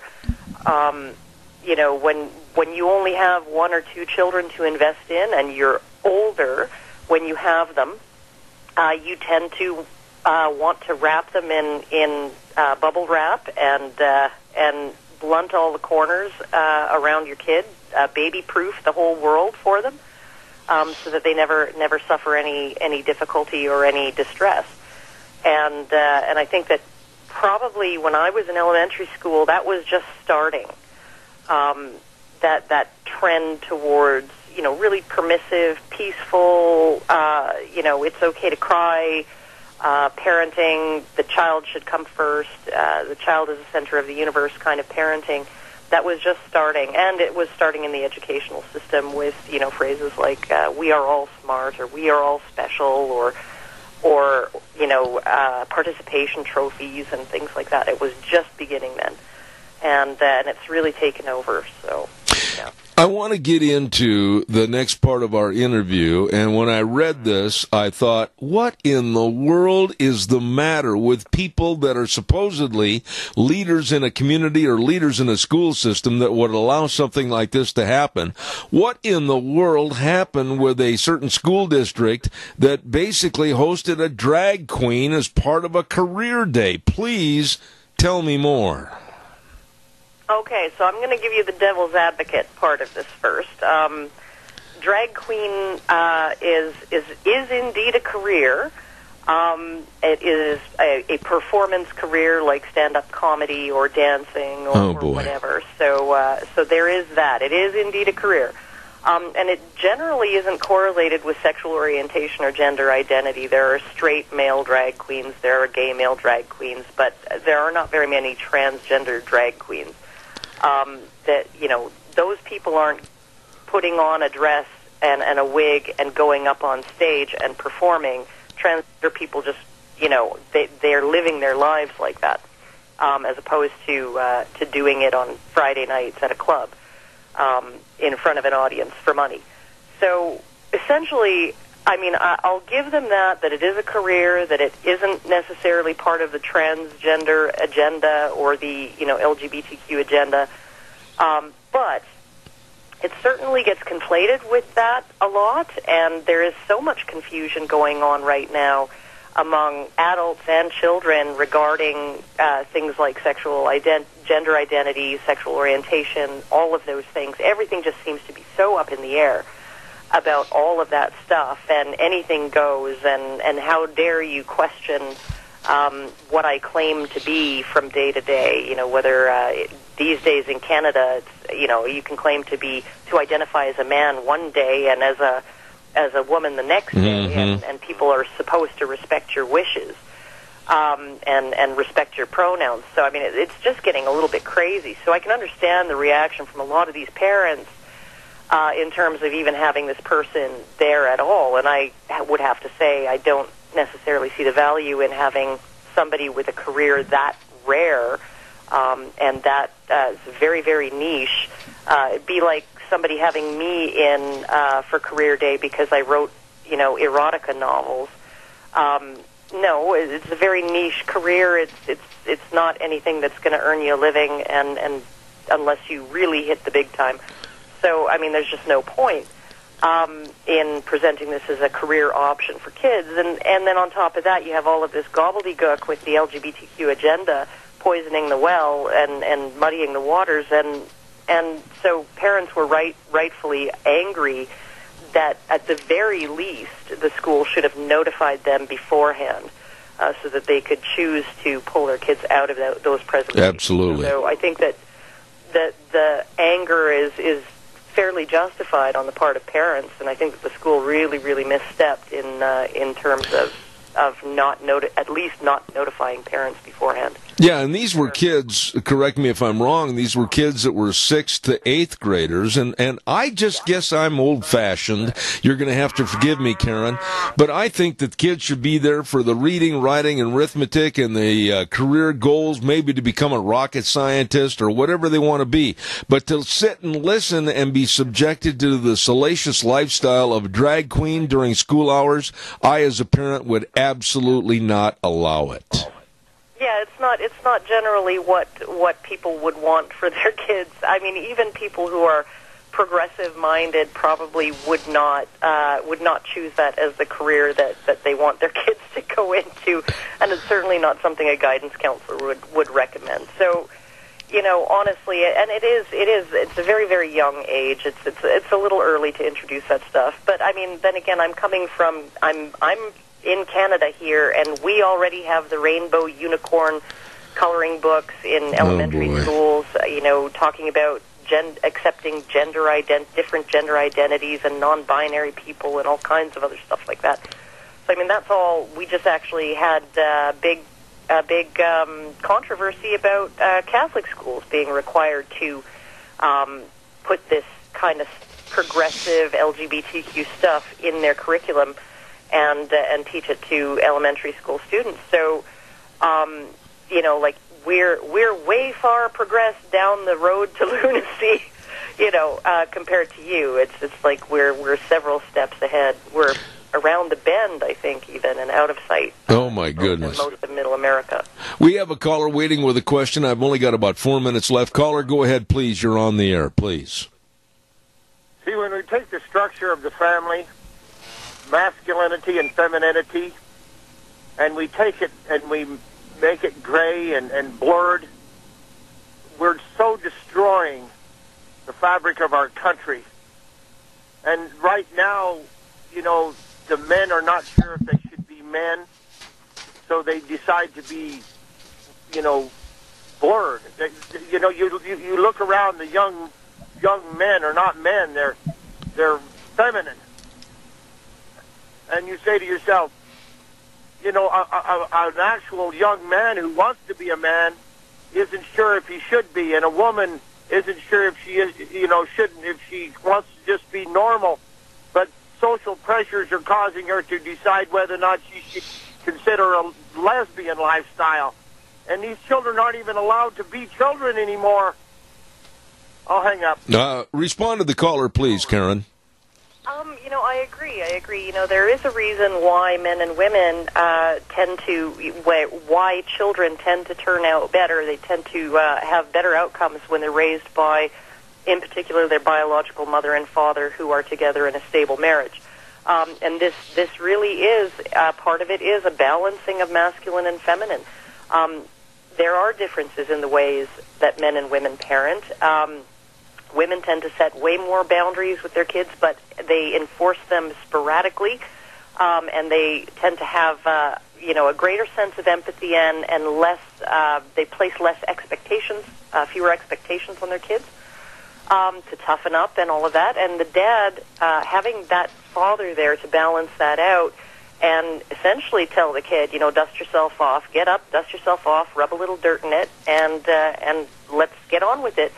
That really does provide, and one of the things that's really counterintuitive in terms of developmental, the science of child development, is that the primary predictors of empathy, the healthy development of empathy in children, are free play in nature without adult supervision, so playing with other kids without adults there to mediate every difficulty, and also the presence of an involved father, because kids don't learn empathy by being told you're the center of the universe and everybody must cater to you. They actually develop empathy by being told, no, you have to wait your turn. Other people count too, and there's boundaries. So, yeah. We have another call real quick. I'm down to the last 2 minutes. Caller, go ahead, please, with your question. Yes, good morning, Zeb. I'd like to know how this sissyism is going to affect our military in the future. That's a good question. Karen, what about that as far as the effects of the soy boy attitude, if you will, on our military for future?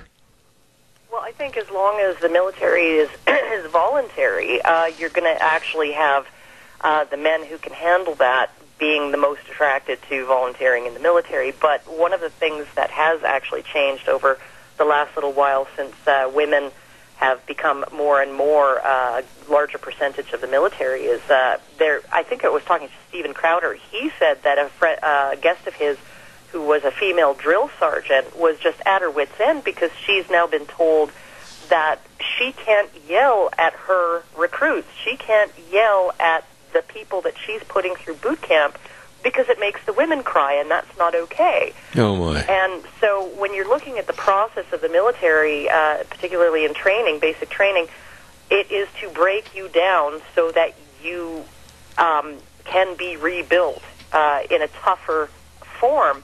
And if you're not allowed to do any of that breaking down of your recruits, then they aren't going to toughen up. They're just not going to do it. And so, yeah, it really is going to affect the effectiveness of the military. And then women in combat as well. They've found that regardless of physical capabilities, mixed gender units perform less well than all male units, just because of the underlying social psychology that ends up being involved when you throw women into a group of men. so the men become less cohesive with each other. It's just a fact of nature. It's not saying it's good or bad, but it's just the way it is, and it's going to need to be accounted for. Karen, one final... I'm sorry, I'm almost out of time, and I wanted to ask you one final thought if I could. I apologize for interrupting, but can we turn this bus around, or is it headed over the cliff? Can we bring back the values and the attitudes and the virtues of men being men and women being women, or is it too late? Oh, that's a tough question. It's never too late. Even once the collapse comes, if nothing else, there will be a big collapse, and then men will have to toughen up, and women will essentially all revert back to the roles that were most common 200, 300, 400 years ago, just because that's the way things will naturally fall out. So if the train goes off the cliff, it goes off the cliff, and we'll be back to men being men and women being women, because that's just the way it's going to have to be. So I enjoy having this lady on the air. She absolutely is a great writer and, quite frankly, a philosopher of what's going on. Karen Strawn, a spokesperson for Men's Rights Edmonton and a contributor to avoiceformen.com. Karen, come back again soon if you would, please. I'd enjoy it. All right, awesome. I will. Thank you so much for having me. Thank you very, very much. I enjoy that lady. She's very straightforward, and we'll have her on the program in the future. Right now, I want to remind you on Thursdays, of course, we have a program segment on our show called Cassia County School Days, and we want to say thank you to the sponsor of that segment, and that's A Child's World at 1308 Overland in Burley. Don't forget they've got all the new clothes that are arriving for the fall and the winter, and they've got sizes from newborn to 16, and they've got all the Cherokee scrubs and the shoes and the games and the toys and the puzzles. I mean, it's all there. It's a family store serving you A Child's World at 1308 Overland in Burley. You stop in and see these really good folks today. Want to also remind you, too, about some other good folks, and this is really nice for seniors in this area. A wonderful and affordable senior community in Burley, Idaho called Syringa Plaza. It offers and serves low-income seniors who want to maintain an independent living status with or without assistance. And, they've got special one-bedroom apartments, and they've got an emergency call system, and they've got ample community space to visit and have friends, and just is really an affordable senior community right there at 626 Elba Avenue in Burley. I urge you to call them and find out more. 677-4204. That number again, 677-4204. Syringa Plaza in Burley, serving you at 677-4204. We're going to take a little break and send it back to my old compadre, and that's Wheels, and we'll be back in about 3 minutes. And now, back to Zeb at the Ranch on AM 1230 KBAR. To reach Zeb, call 436-2244 or toll free 1-866-927-4587. And now, here is Zeb Bell. Oh my, don't forget the great big open house that's scheduled at Let's Ride this week at 270 Highway 24 in Rupert. It's going to be on this Friday and Saturday. Don't miss it, November 2nd and 3rd. Nick, Randy, the whole crew lunch is going to be available on Saturday. And they're going to have great deals going on with all the units and the parts and the accessories, prize drawings. Holy moly!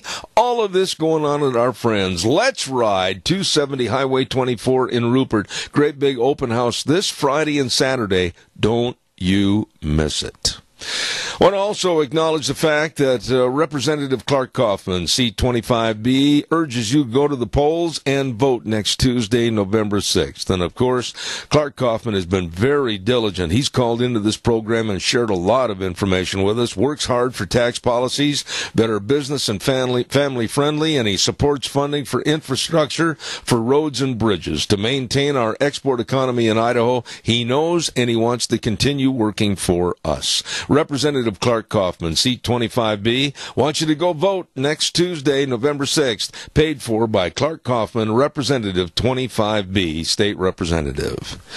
Right now, let's go to the phone line, and we have a very good friend of mine on the program, and she is the mayor of Albion. Sharon Wilmot, how are you? I am doing great today. How are you? Well, I'm not too bad, but I understand that be it a big city like Chicago or a small hamlet in the mountains like Albion, there's trouble in River City sometimes, and it sounds like there's some dissension going on in Albion, and that's why you called and asked to come on the program.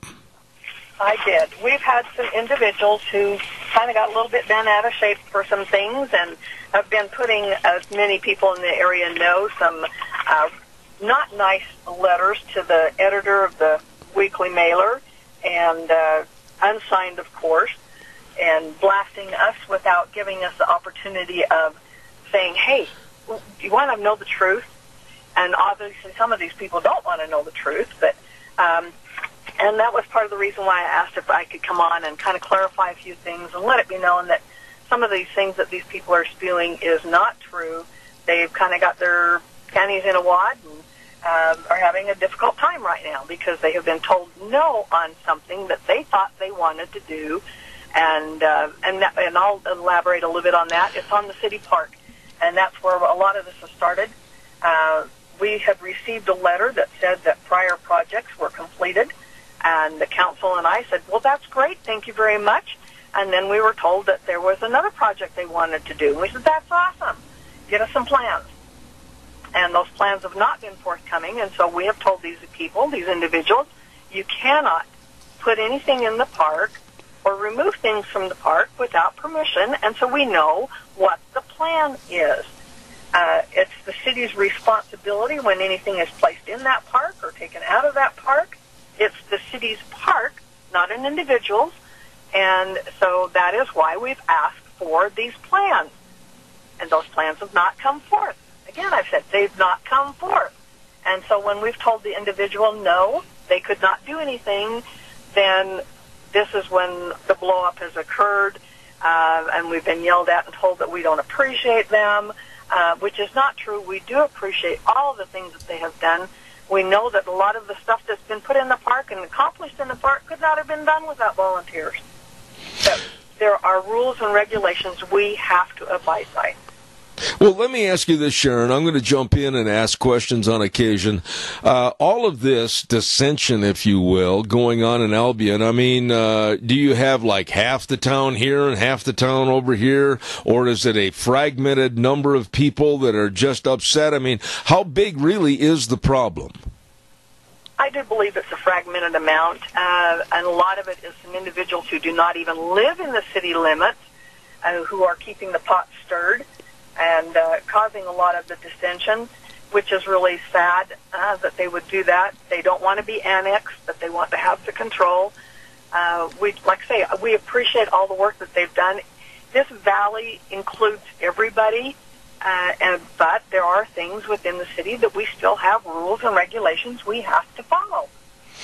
Well, let me just stop for a moment and tell you my angst over an issue that I suffered through a couple of years ago, and that's the unsigned letter brigade. I absolutely detest any newspaper, if you will, or if you want to call it that will allow unsigned letters of animus that could stir the public up regardless of what the issue. I think people should have the backbone and the courage to acknowledge their thoughts and beliefs by signing their name to a letter. What are your thoughts? I agree, and these people that keep putting these letters in have never come and said, this is how I feel, this is what I think has happened, is this your perception also, or tell me, what is your real feelings on this? No one has ever come and said, this is the problem I have. When you say they've never come and talked to you about a problem, and then the exacerbation of the problem because of the unsigned letter brigade, etc., in an article that I think should have never been published. If you can't sign your name as having a bona fide gripe or pro or con on an issue, you shouldn't be allowed to put it in a newspaper, if you want to call it again a newspaper. But my point is, what really is going on with the park at Albion that can't be settled or taken care of without some diligent thought and working between the two parties?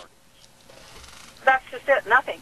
All they had to do was come with a landscaper or a contractor's plan so that we had the information for scale to drawing so that we knew exactly what plant was going to go where, what pavers or whatever, sidewalk or whatever was going to be put in. We're working on putting in a sprinkler system. We have to know where everything's going to be going or what's going to be going in so you can set up your sprinkler system. You've got to know what plants, what type of plants, because it depends on what type of plant as to how much water they need to have. We need those plans so that we can move forward with a sprinkler system. What about... How hard is that to do? Yeah, and really, if there was a scheduling of time at a city meeting, are you saying that all of these issues could be, should be, or would be addressed and hopefully finalized? They could have been several months ago, yes. Where is the problem today? Is the animosity so great that it cannot be settled or taken care of? What's your thought on that? I think there shouldn't be any animosity, actually, because it's a simple request. And that just meet that request, and everything is done. The council is 100% for improving and doing things in the park, working on the park. They have asked for, like I say, these drawings, so we know what to do to proceed with our plans, such as the sprinkler system. And it is a city park. It needs to be done by committee. There needs to be more than one individual saying this is what needs to go in here, or this is how I want it done. It needs to be a committee thing, not an individual thing. And I think that's where part of the problem is. Okay, now there was also in these letters, and I hate to refer to these letters because I'm giving them credence when they're unsigned, and I don't mean to do that, but I will ask you this, and I think you'll be straightforward to give me an answer. There were inferences about budgetary items. There were inferences about people that had to stand up at a podium and speak that seemed to cause some animus. Do you want to address those issues? You betcha. On the budget thing, what we presented to the council, or for the council to approve, was what would be put in the newspaper. The state requires a minimum amount of information to be published in the newspaper. It costs about $500 to publish that budget. As a Reader's Digest condensed version, it's about $500. And so you never put every line item, all the information in there. You put what is required.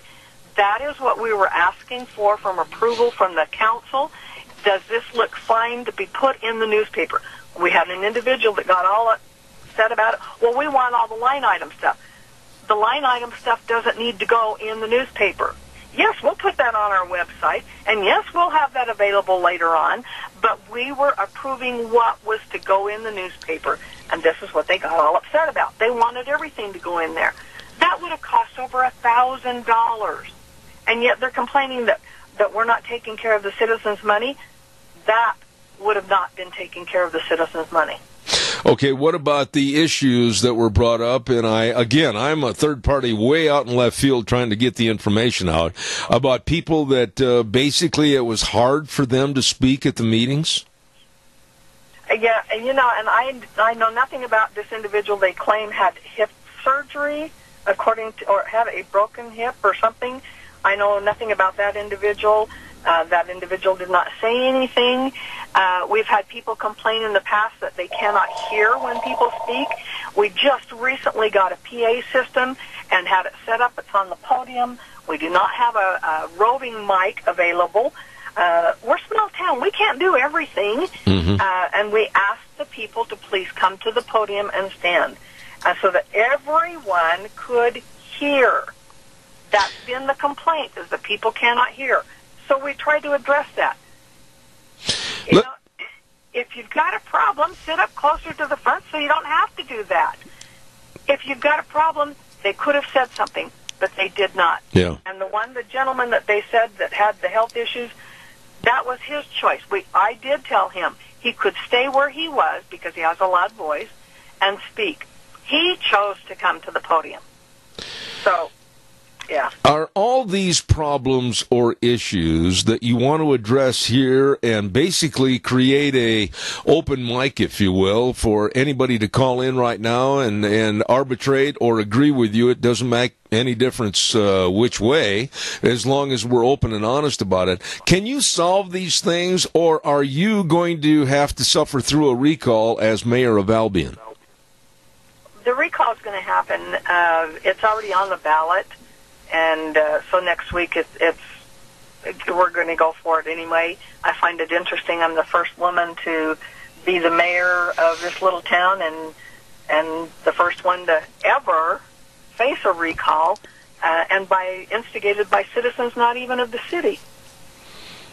Okay, so what's the bottom line, Sharon, as far as your supporters? I mean, what are they saying as far as keeping you as mayor? What about the city council? I mean, how big a rift is this? And again, I'll go back and say, with some serious sitting down and conversing, can't this be settled? Oh, it absolutely can be settled. But it's got to be that people have to understand that not everybody can be right, but different is not wrong either.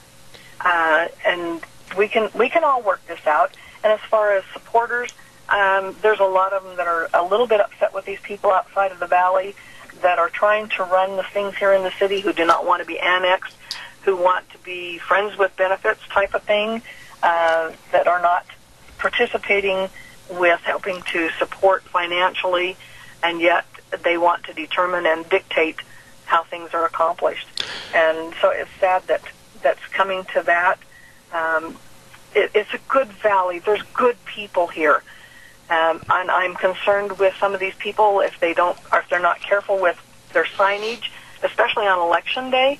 If they get too close to where a polling place is, they literally can be arrested if they have signs up, because that's illegal. Yeah. They're not supposed to do that. And I'm concerned with some of these people. Are they aware of those kinds of things?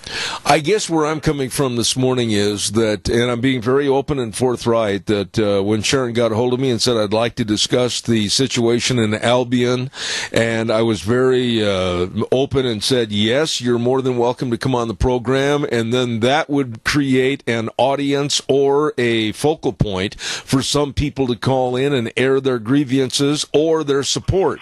And I am surprised that people aren't calling in over this issue, because I don't want to get the calls on my cell phone after the program, and I expect you would say the same thing. Exactly. Yeah. One of the other things, I was just looking at this newspaper from last week. One of the other things that one of the individuals wrote was that the park is supposed to be a veterans memorial. It was never designated as a veterans memorial. Yes, there are some memorials in the park. The park is not a veterans memorial. Mm-hmm. In fact, our local veterans group up here has said they don't want it to be a veterans memorial.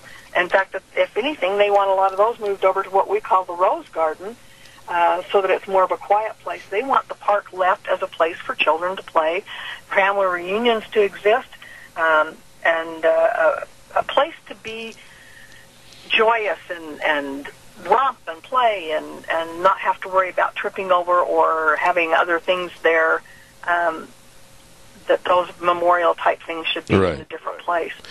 Sharon, let me say this.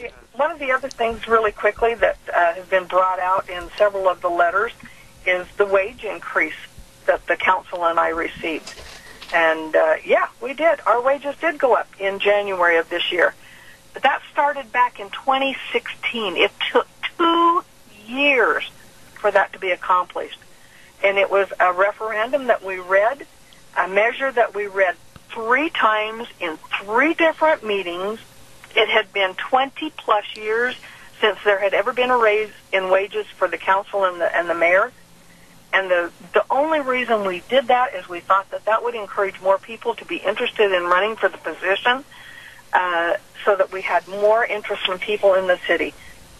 And they had 2 years to say, we don't want you to have that raise. No one said, don't do it. No one in 2 years' time. And now we've got the raise in place, and it's been 6 months, and now they're hollering because we did. Yeah. We put it into our budget 2 years ago, so 2 years ago it's been in the budget to be able to accommodate this.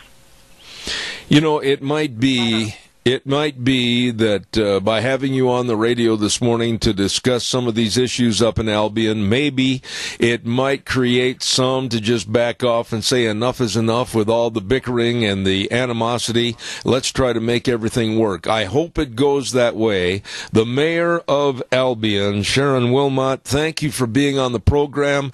And again, with an open forum on our program, we know who everybody is. I'll look forward to hearing from you again. Thank you. I appreciate it. Thank you, Zeb. Have You a bet. great rest of the day. God bless. Thank you very much. The one thing I can't stand, and I really get upset about, is a newspaper, regardless of here, there, or anywhere, that would allow notes or letters, if you will, be put in their paper without signed signatures. To me, that's nothing but sleaze. Total sleaze. Time for the weather, and the weather brought to you by Scarrows Meats, 331 North Road, Jerome. The number to call, 324-7657, or you can go to their website, scarrowsmeats.com. Don't forget delicious meats, whether it's the marinated pork ribs or the tri-tips. Oh, you got to try those. And the breakfast sausages and the bacons and, the bratwurst, absolutely delicious. All the meat from Scarrows Meats, just that word, delicious. Right now, here's Gina with the weather forecast.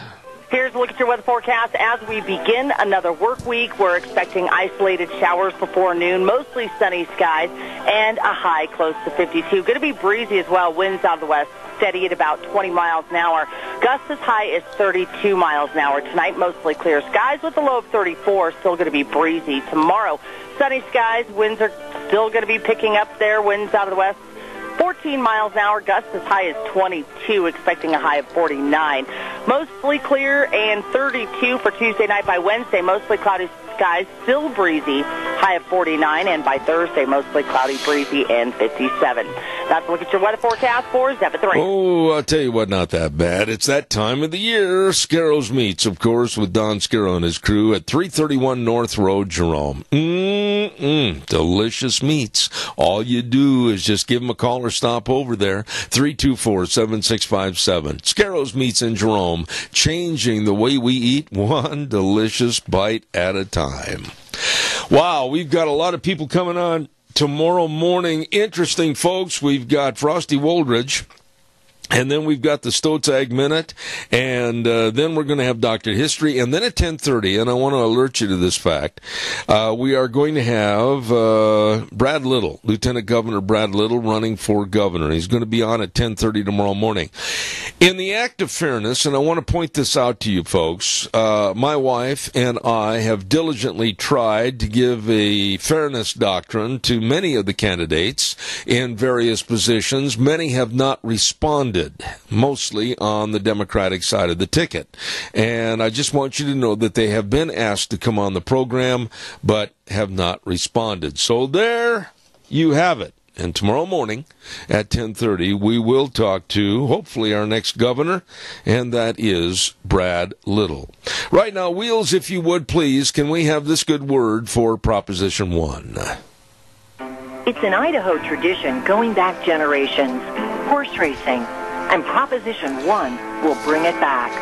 Yes, on Proposition 1, it's all about Idaho, creating hundreds of local jobs, restoring millions of dollars to local classrooms, all Idaho with full transparency and real accountability. And the Idahoans sponsoring Prop 1 are doing even more, donating 100% of net profits from their horse racing operations to a new charitable foundation, the Treasure Valley Racing Foundation for Rural Idaho, dedicated to supporting education, scholarships, healthcare, and economic initiatives serving rural families and communities all across our state, supporting programs like 4-H and FFA, and providing financial assistance to students pursuing degrees in areas like agriculture and animal science.